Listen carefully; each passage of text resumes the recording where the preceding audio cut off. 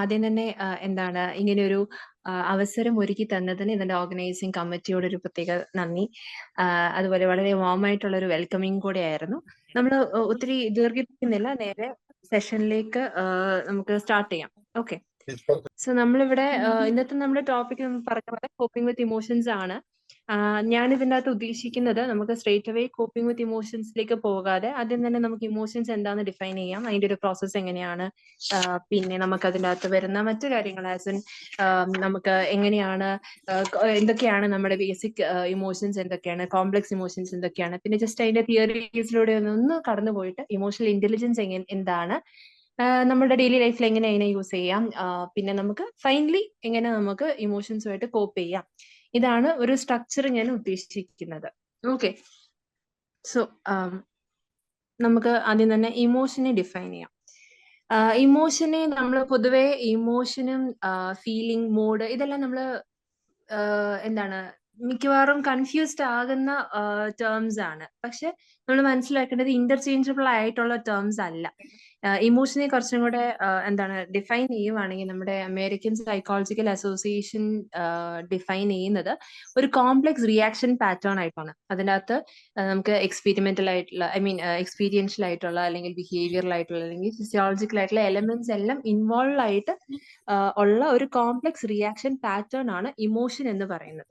അതായത് നമ്മൾ എങ്ങനെ ഒരു സിറ്റുവേഷനുമായിട്ട് ഡീൽ ചെയ്യുന്നു, നമ്മൾ എങ്ങനെ ലൈഫിൽ വരുന്ന ചില കാര്യങ്ങളുമായിട്ട് ഡീൽ ചെയ്യുന്നത് എങ്ങനെയാണ്, അതിനോട് ഇടുന്ന ഒരു റിയാക്ഷൻ എങ്ങനെയാണ്, അതാണ് ഇമോഷൻ എന്നതുകൊണ്ട് ഉദ്ദേശിക്കുന്നത്. അങ്ങനെയുള്ളപ്പം എന്താണ് അങ്ങനെ ഇമോഷൻ എന്ന് പറയുന്നത് ഒരു റിയാക്ഷൻ പാറ്റേൺ ആണെങ്കിൽ ഫീലിംഗ് എന്ന് പറയുന്നത് എന്താണ്? നമുക്ക് സെഷൻസ് കുറച്ചും കൂടി ഇന്ററാക്റ്റീവ് ആയിട്ട് കൊണ്ടുപോകാം കേട്ടോ. നമുക്ക് ഒരു ലെക്ചർ സീരീസിനേക്കാളും ഇന്ററാക്റ്റീവ് ആണെങ്കിൽ കുറച്ചും കൂടെ ഇൻപുട്സും ഔട്ട്പുട്സും കിട്ടും, കുറച്ചും കൂടി ഇൻട്രസ്റ്റിംഗ് ആയിട്ട് സെഷൻസ് മുന്നോട്ട് കൊണ്ടുപോകാം. ഓക്കെ. അപ്പൊ ഫീലിംഗ് എന്നത് നമ്മൾ എന്താ ഉദ്ദേശിക്കുന്നത്? ഫീലിംഗ് എന്ന് പറയുന്നത് ഒരു ഇമോഷണൽ എക്സ്പീരിയൻസിൽ നിന്നും വരുന്ന ഒരു കാര്യമാണ് ഫീലിംഗ് എന്ന് പറയുന്നത്. അതായത് നമ്മൾ ആ ഒരു എക്സ്പീരിയൻസിനെ പറ്റി കോൺഷ്യസ് ആകുമ്പോൾ നമുക്ക് ഉണ്ടാവുന്ന ഒരു റിയാക്ഷൻ പോലെ. അതായത് ഇപ്പൊ ഫോർ എക്സാമ്പിൾ പറയുകയാണെങ്കിൽ നമുക്ക് വിശക്കുമ്പോൾ ഹങ്കർ എന്നുള്ള ഒരു ഫീലിംഗ് വരുന്നു, അല്ലെ? അല്ലെങ്കിൽ നമുക്ക് ഒരു ഇഞ്ചുറി ഉണ്ടാകുമ്പോൾ നമുക്ക് പെയിൻ എന്നുള്ള ഫീലിംഗ് വരുന്നു എന്ന് പറയുന്ന പോലെ ഒരു ഇമോഷണൽ എക്സ്പീരിയൻസിൽ നിന്ന് ഡെവലപ്പ് ചെയ്യുന്ന ഒരു കാര്യമാണ് ഫീലിംഗ് എന്ന് പറയുന്നത്. ഓക്കെ. അങ്ങനെയാണെങ്കിൽ മൂഡ് എന്താണ്? മൂഡ് നമ്മൾ പറയില്ലേ, ഇന്ന് എനിക്കൊരു മൂഡില്ല, അല്ലെങ്കിൽ എന്റെ മൂഡ് ഭയങ്കര ഓഫ് ആണ് എന്ന് നമ്മൾ പറയത്തില്ലേ? മൂഡ് എന്ന് പറയുന്നത് എന്തായിരിക്കും? നമ്മൾ മൂഡിനെ ഡിഫൈൻ ചെയ്യുവാണെങ്കിൽ അത് കുറച്ചും കൂടെ ഷോർട്ട് ലിവ്ഡ് ആണ്, കുറച്ചും കൂടെ ഷോർട്ട് ലിവ്ഡ് ആയിട്ടുള്ള ഒരു ഇമോഷണൽ സ്റ്റേറ്റ് ആണ്. അതിന് വലിയൊരു അത്ര ഇന്റൻസ് ആയിട്ടുള്ള ഒരു ഇമോഷണൽ സ്റ്റേറ്റ് ആയിരിക്കത്തില്ല. ഇതിനകത്തൊരു വ്യത്യാസം എന്താന്ന് പറഞ്ഞാൽ ഇമോഷണൽ റിയാക്ഷൻ അല്ലെങ്കിൽ ഒരു ഇമോഷൻ എന്ന് പറയുന്നതിന് എപ്പോഴും ഒരു സ്റ്റിമുലൈ ഉണ്ടാവും, അതായത് ഒരു സിറ്റുവേഷൻ ഉണ്ടാകും. നമ്മൾ ആലോചിച്ചെടുക്കുന്നതാണെന്ന് പറഞ്ഞാൽ പോലും ദർ ഇസ് എ സിറ്റുവേഷൻ, അതിനോട് റിയാക്ട് ചെയ്യുമ്പോഴാണ് നമുക്ക് ആ ഒരു ഇമോഷൻ വരുന്നത്. പക്ഷെ മൂഡ് എന്ന് പറയുന്നതിന് അങ്ങനെ ഒരു സ്റ്റിമുലൈ വേണമെന്നില്ല, നമുക്ക് പ്രത്യേകിച്ച് ഒരു സ്റ്റാർട്ടിങ് പോയിന്റ് വേണമെന്നില്ല. അതായത് ഇപ്പം എക്സാമ്പിൾ പറയുവാണെങ്കിൽ ഇപ്പം ഇൻസൾട്ട് കാരണം നമുക്ക് ഒരു എന്താണ് ആങ്കർ എന്നുള്ളൊരു ഇമോഷൻ നമുക്ക് ഉണ്ടാകാം, റൈറ്റ്? പക്ഷെ ആംഗ്രി മൂഡ് എന്ന് പറയുന്നതിന് പ്രത്യേകിച്ച് ഒരു കോസ് ഉണ്ടാവണമെന്നില്ല. നമുക്ക് ദേഷ്യം എന്നുള്ളൊരു ആംഗ്രി മൂഡിലേക്ക് നമ്മൾ ഇറങ്ങുകയാണെങ്കിൽ അവിടെ ഒരു പെർട്ടിക്കുലർ ഒരു ട്രിഗറിങ് ഇവന്റ് ഉണ്ടാവണമെന്നില്ല. നമ്മൾ എപ്പോഴെങ്കിലും ദേഷ്യപ്പെട്ടതോ അല്ലെങ്കിൽ എന്തെങ്കിലും ഒരു ഇവന്റോ എന്തെങ്കിലും ആലോചിച്ചെടുത്തിട്ടാണെങ്കിലും നമുക്ക് ആ ഒരു മൂഡ് പോകാം. ഓക്കെ. ഇനി നമ്മൾ പ്രോസസ് ഓഫ് ഇമോഷനിലേക്കാണ് കയറുന്നത്. നമ്മളിപ്പോ നേരത്തെ ഓക്കെ, ഇപ്പൊ നമ്മൾ പ്രോസസ് ഓഫ് ഇമോഷനെ പറ്റി പറയുമ്പോൾ നമ്മൾ നേരത്തെ പറഞ്ഞു ദാറ്റ് നമ്മുടെ ഒരു കോംപ്ലക്സ് റിയാക്ഷൻ പാറ്റേൺ ആണ് ഇമോഷൻ എന്ന് പറയുന്നത്. അതിൻ്റെ അകത്ത് എന്താണ് നമുക്ക് ഒരു എക്സ്പീരിയൻഷ്യൽ എലമെന്റ് ഉണ്ട്, ഫിസിയോളജിക്കൽ എലമെന്റ്, ബിഹേവിയറൽ എലമെന്റ് ഉണ്ട്. Okay. So process of emotion എന്ന് പറയുന്നതും ഇത് തന്നെയാണ്. അതായത് 3 പാർട്സ് ഉണ്ട്. സബ്ജക്റ്റീവ് എക്സ്പീരിയൻസ് ഉണ്ട്, ഒരു ഫിസിയോളജിക്കൽ റെസ്പോൺസ് ഉണ്ടാവും, ബിഹേവിയറൽ റെസ്പോൺസസ് ഉണ്ട്. ഓക്കെ. അപ്പം ഇതിന്റെ സീക്വൻസ് എങ്ങനെയാന്നുള്ളതിനെ പറ്റി ഒത്തിരി ഡിബേറ്റ്സ് നടക്കുന്നുണ്ട്. ഈ സീക്വൻസിനെ ബേസ് ചെയ്ത് തന്നെയാണ് ഒത്തിരി തിയറീസും ഇമോഷന്റെ പേരിൽ വന്നിരിക്കുന്നത്. സോ സബ്ജക്റ്റീവ് എക്സ്പീരിയൻസ് എന്ന് വെച്ചാൽ എന്താണ്?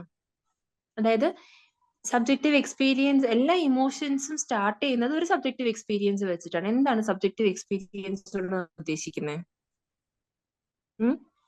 അതായത് ഇപ്പൊ ഒരു സിറ്റുവേഷൻ ഉണ്ടാകുമ്പോൾ നമ്മൾ അതിനോട് റിയാക്ട് ചെയ്യുന്നത് എങ്ങനെയാണ്, അത് സബ്ജക്റ്റീവ് ആണെന്ന് നമ്മൾ പറയുന്നത് എപ്പോഴാണ്? ഇപ്പൊ ഫോർ എക്സാമ്പിൾ ഇപ്പൊ ഒരു സ്കൂളിൽ ഒരു ക്ലാസ്സിൽ ഒരു ടീച്ചർ പോയി ഒരു ക്ലാസ്സിലുള്ള കുട്ടികളെ വഴക്ക് പറയും. എല്ലാ കുട്ടികളും ഒരേ റിയാക്ഷൻ ആയിരിക്കില്ല ഇടുന്നത്. പക്ഷെ ടീച്ചർ വഴക്ക് പറഞ്ഞത് അവിടെ വളരെ ന്യൂട്രൽ ആയിട്ടുള്ള ഒരു ഇവന്റ് ആണ് അല്ലെ. അപ്പൊ ചില കുഞ്ഞുങ്ങൾക്ക് സങ്കടമായിരിക്കും, അവർ കരയും. ചില കുഞ്ഞുങ്ങൾക്ക് അത് ദേഷ്യമായിരിക്കും, അവർ ആ ഒരു റിയാക്ഷൻ ആയിരിക്കും കൊടുക്കുന്നത്. ചിലർക്ക് ഇത് അവരെ ബാധിക്കുന്നതേ അല്ല എന്നുള്ള രീതിയിലായിരിക്കും അവർ നിൽക്കുന്നത്. സോ അവിടെ ആ ഒരു സ്റ്റിമുലസ് ഭയങ്കര ന്യൂട്രൽ ആണ്. പക്ഷെ അതിനകത്ത് ഓരോ കുഞ്ഞുങ്ങൾക്കും അത് അവരെടുക്കുന്ന രീതി, അതാണ് സബ്ജക്റ്റീവ് എന്നതുകൊണ്ട് ഉദ്ദേശിക്കുന്നത്. അപ്പം സബ്ജക്റ്റീവ് എക്സ്പീരിയൻസ് ഒരു മൈന്യൂട്ട് കാര്യത്തിൽ പോലും വിസിബിൾ ആണ്. അതായത് ഇപ്പൊ ഒരു കളർ എന്ന് പറയുന്നതിന്റെ അകത്ത് പോലും ഒരാൾക്ക് മങ്ങിയ കളർ എന്ന് തോന്നുന്നത് മറ്റേയാളെ സംബന്ധിച്ചിടത്തോളം വളരെ വാമായിട്ടൊരു കളർ ആയിരിക്കാം. എന്ന് പറയുന്ന പോലെ ഒരു ചെറിയ ഇവന്റിൽ നിന്നും ഒരു വലിയൊരു സിറ്റുവേഷൻ, ഇപ്പൊ ഒരു മാരേജ് എന്ന് പറയുന്നത് ചിലർക്ക് എക്സൈറ്റ്മെന്റ് ആയിരിക്കാം, ചിലർക്ക് അത് ഭയങ്കര സ്ട്രെസ് ആയിരിക്കാം, പല രീതിയിലായിരിക്കാം നമ്മളത് എന്താണ് എക്സ്പീരിയൻസ് ചെയ്യുന്നത്. അതാണ് സബ്ജക്റ്റീവ് എക്സ്പീരിയൻസ് എന്നതുകൊണ്ട് നമ്മൾ ഉദ്ദേശിക്കുന്നത്.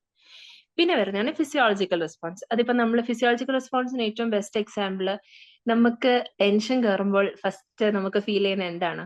നമുക്ക് നമ്മുടെ ഹാർട്ട് ബീറ്റ്സ് ഫീൽ ചെയ്യാം അല്ലെ. നെഞ്ചിടിക്കുന്നത് നമുക്ക് അറിയാൻ പറ്റും. ചിലർ വേർക്കും, ചിലർക്ക് ചെറിയ വിറയൽ ഉണ്ടാവും. അതാണ്, അതായത് ആ ഇമോഷനുമായിട്ട് അസോസിയേറ്റ് ചെയ്ത് നമുക്ക് വരുന്ന, അതായത് ഒരു സ്റ്റിമുലസ് വരുമ്പോൾ ഒരു ഇവന്റിനോട് നമ്മൾ റിയാക്ട് ചെയ്യുമ്പോൾ നമുക്ക് ഉണ്ടാവുന്ന ഫിസിയോളജിക്കൽ റെസ്പോൺസ് ആണ് ഈ പറയുന്ന കൂട്ട് ഹാർട്ട് ബീറ്റ്സ്, അല്ലെങ്കിൽ നമുക്ക് ചിലപ്പോൾ നമുക്ക് ഒരു ഫീൽ ചെയ്യാം അല്ലെ, ഒരു ഹീറ്റ് ഓഫ് റഷ് പോലെ നമുക്ക് ഫീൽ ചെയ്യാം. ഇതൊക്കെ ഫിസിയോളജിക്കൽ റെസ്പോൺസസ് ആണ്. ഇനി ബിഹേവിയറൽ റെസ്പോൺസ് എന്ന് പറയുന്നത് എന്താണ്? നമ്മുടെ ഇമോഷന്റെ ആക്ച്വൽ ഉള്ള ഒരു എക്സ്പ്രഷൻ, നമ്മൾ എങ്ങനെ എക്സ്പ്രസ് ചെയ്യുന്നു എന്നുള്ളതാണ് ബിഹേവിയറൽ. അതായത് ഇപ്പം നമുക്കിപ്പം സങ്കടം വന്നു, നമ്മൾ കരയുന്നു. ആ കരയുന്നത് ഒരു ബിഹേവിയറൽ റെസ്പോൺസ് ആണ്. ദേഷ്യം വന്നു, ദേഷ്യപ്പെടുന്നു, അല്ലെങ്കിൽ നമ്മൾ അടിക്കുന്നു, അല്ലെങ്കിൽ നമ്മൾ എന്താണോ ചെയ്യുന്നത് വിസിബിളി, അതായത് ഒബ്സർവബിൾ ആയിട്ടുള്ളതാണ് ബിഹേവിയറൽ റെസ്പോൺസ് എന്ന് നമ്മൾ ഉദ്ദേശിക്കുന്നത്. ഇപ്പൊ നമ്മളിപ്പം അതും ഈ പറയുന്ന പോലെ ചിലപ്പോൾ ഒരു ചെറിയ സ്മൈൽ ആകാം, അല്ലെങ്കിൽ ഒരു ചിരിയാകാം, അല്ലെങ്കിൽ എന്താണെങ്കിലും നമ്മളുടെ ആ ഒരു സൊസൈറ്റിയിൽ അക്സെപ്റ്റഡ് ആയിട്ടുള്ള എന്ത് ബിഹേവിയറൽ റെസ്പോൺസ് തന്നെയാണ്. ഇത് ഒത്തിരി ഇമ്പോർട്ടന്റ് ആണ്. കാരണം നമ്മുടെ ബിഹേവിയറൽ റെസ്പോൺസിനെ പറ്റി നമുക്കൊരു അവയർനെസ് ഉണ്ടെങ്കിൽ, നമ്മുടെ ഒരു ഇമോഷണൽ പ്രോസസ്സിനെ പറ്റി നമുക്കൊരു അവയർനെസ് ഉണ്ടെങ്കിൽ കുറച്ചും കൂടെ ഒരു ഇമോഷണൽ കൺട്രോൾ നമുക്ക് കിട്ടും. സെയിം ടൈം നമുക്ക് നമ്മുടെ അതായത് മറ്റുള്ളവരുടെ ബിഹേവിയറൽ റെസ്പോൺസിൽ നിന്നും അവരുടെ അണ്ടർഗോ ചെയ്യുന്ന ഇമോഷൻ എന്താണെന്ന് നമുക്ക് ഐഡന്റിഫൈ ചെയ്യാനായിട്ട് സാധിക്കും. ഓക്കെ, ഇനി അങ്ങനെ നമ്മൾ ഇമോഷൻ എന്താണെന്ന് മനസ്സിലായി, അത് ഫീലിങ്സ് ആൻഡ് മൂഡിൽ നിന്ന് എങ്ങനെയാണ് ഡിഫറെന്റ് എന്ന് നമുക്ക് മനസ്സിലായി, അതിന്റെ മറ്റു കാര്യങ്ങൾ ഒരു പ്രോസസ്സ് എന്താണെന്ന് നമുക്ക് മനസ്സിലായി അല്ലെ. അങ്ങനെയാണെങ്കിൽ നമുക്ക് എന്തൊക്കെ ഇമോഷൻസിനെ നമുക്ക് ബേസിക്കലി രണ്ടായിട്ട് ഗ്രൂപ്പ് ചെയ്യാം: ബേസിക് ഇമോഷൻസും കോംപ്ലക്സ് ഇമോഷൻസും. ഓക്കെ, ബേസിക് ഇമോഷൻ എന്ന് പറയുമ്പോൾ എന്തൊക്കെ ഇമോഷൻസ് വരാം? പൊതുവേ നമ്മൾ ബേസിക് ആയിട്ട് കാണുന്ന ഇമോഷൻസ് എന്തൊക്കെയാണ്? കുഞ്ഞിലേ മുതലേ നമ്മൾ പഠിച്ചു വരുന്ന കുറെ ഇമോഷൻസ് ഉണ്ട് അല്ലെ. എന്തൊക്കെയായിരിക്കാം അത്? കോമൺ ആയിട്ട് വരുന്ന ഹാപ്പിനെസ്, സാഡ് ആയിട്ടിരിക്കുന്നത്, ഹാപ്പി ആയിട്ടിരിക്കുന്നത്, ആങ്കർ, ഇതെല്ലാം ബേസിക് ആയിട്ടുള്ള ഇമോഷൻസ് ആണ്. അതായത് നമ്മൾ എങ്ങനെയാണ് ബേസിക് ഇമോഷനെ ഡിഫൈൻ ചെയ്യുന്നതെന്ന് ചോദിച്ചു കഴിഞ്ഞാൽ, ബേസിക് ഇമോഷൻസ് റെക്കഗ്നൈസബിൾ ആണ്. അതായത് ഫേഷ്യൽ എക്സ്പ്രഷനിൽ നിന്ന് നമുക്ക് റെക്കഗ്നൈസ് ചെയ്യാൻ പറ്റുന്ന ഒന്നാണ് ബേസിക് ഇമോഷൻ എന്ന് പറയുന്നത്. അത് ആദ്യം സജസ്റ്റ് ചെയ്തത്, അതായത് ഫേഷ്യൽ എക്സ്പ്രഷനിൽ നിന്നും നമുക്ക്, അതായത് emotion induced facial expressions universal ആണെന്ന് ആദ്യം സജസ്റ്റ് ചെയ്തത് ചാൾസ് ഡാർവിൻ ആണ്. അദ്ദേഹത്തിന്റെ എവല്യൂഷൻ തിയറീസുമായിട്ട് ബന്ധപ്പെടുത്തി ആള് സജസ്റ്റ് ചെയ്തതാണ് ഈ പറയുന്ന എന്താണ് emotion induced facial expression universal ആണ്. അതായത് ഇപ്പം സ്മൈൽ എന്ന് പറയുന്നത് നമ്മൾ ബിയോണ്ട് കൾച്ചർ, ബിയോണ്ട് അപ്ബ്രിങ്ങിങ്, എല്ലാം എങ്ങനെയൊക്കെ നോക്കിയെന്ന് പറഞ്ഞാലും വളരെ കോമൺ ആണ്. ആര് സ്മൈൽ ചെയ്താലും നമുക്ക് അതിന്റെ പുറകിൽ ഹാപ്പി എന്നുള്ളൊരു ഇമോഷനെ കണക്ട് ചെയ്യാനായിട്ട് സാധിക്കും. അത് ഏത് രാജ്യത്താണെങ്കിലും അങ്ങനെ തന്നെയായിരിക്കും അല്ലെ. അപ്പം ചാൾസ് ഡാർവിൻ പറയുന്നത് ഇത് കുറച്ചും കൂടെ ബയോളജിക്കൽ ആണ്. അതായത് ഈ ഒരു ഇമോഷൻ ഫേഷ്യൽ എക്സ്പ്രഷൻ എന്ന് പറയുന്നത് കുറച്ചും കൂടെ ബയോളജിക്കൽ ആണ്. അത് നമ്മുടെ ഹ്യൂമൻ സർവൈവലിന് വളരെ ഇമ്പോർട്ടന്റ് ആണ്. കാരണം ഫേഷ്യൽ എക്സ്പ്രഷനിലൂടെ ഇമോഷൻസ് മനസ്സിലാക്കുന്ന അനുസരിച്ച് നമുക്ക് മറ്റുള്ളവരുടെ ഇമോഷൻസ് റിലേറ്റ് ചെയ്യാൻ പറ്റും. അപ്പം അവരുമായിട്ടുള്ള ഒരു ഇന്ററാക്ഷൻ എങ്ങനെയാണെന്ന് അറിയാൻ പറ്റും.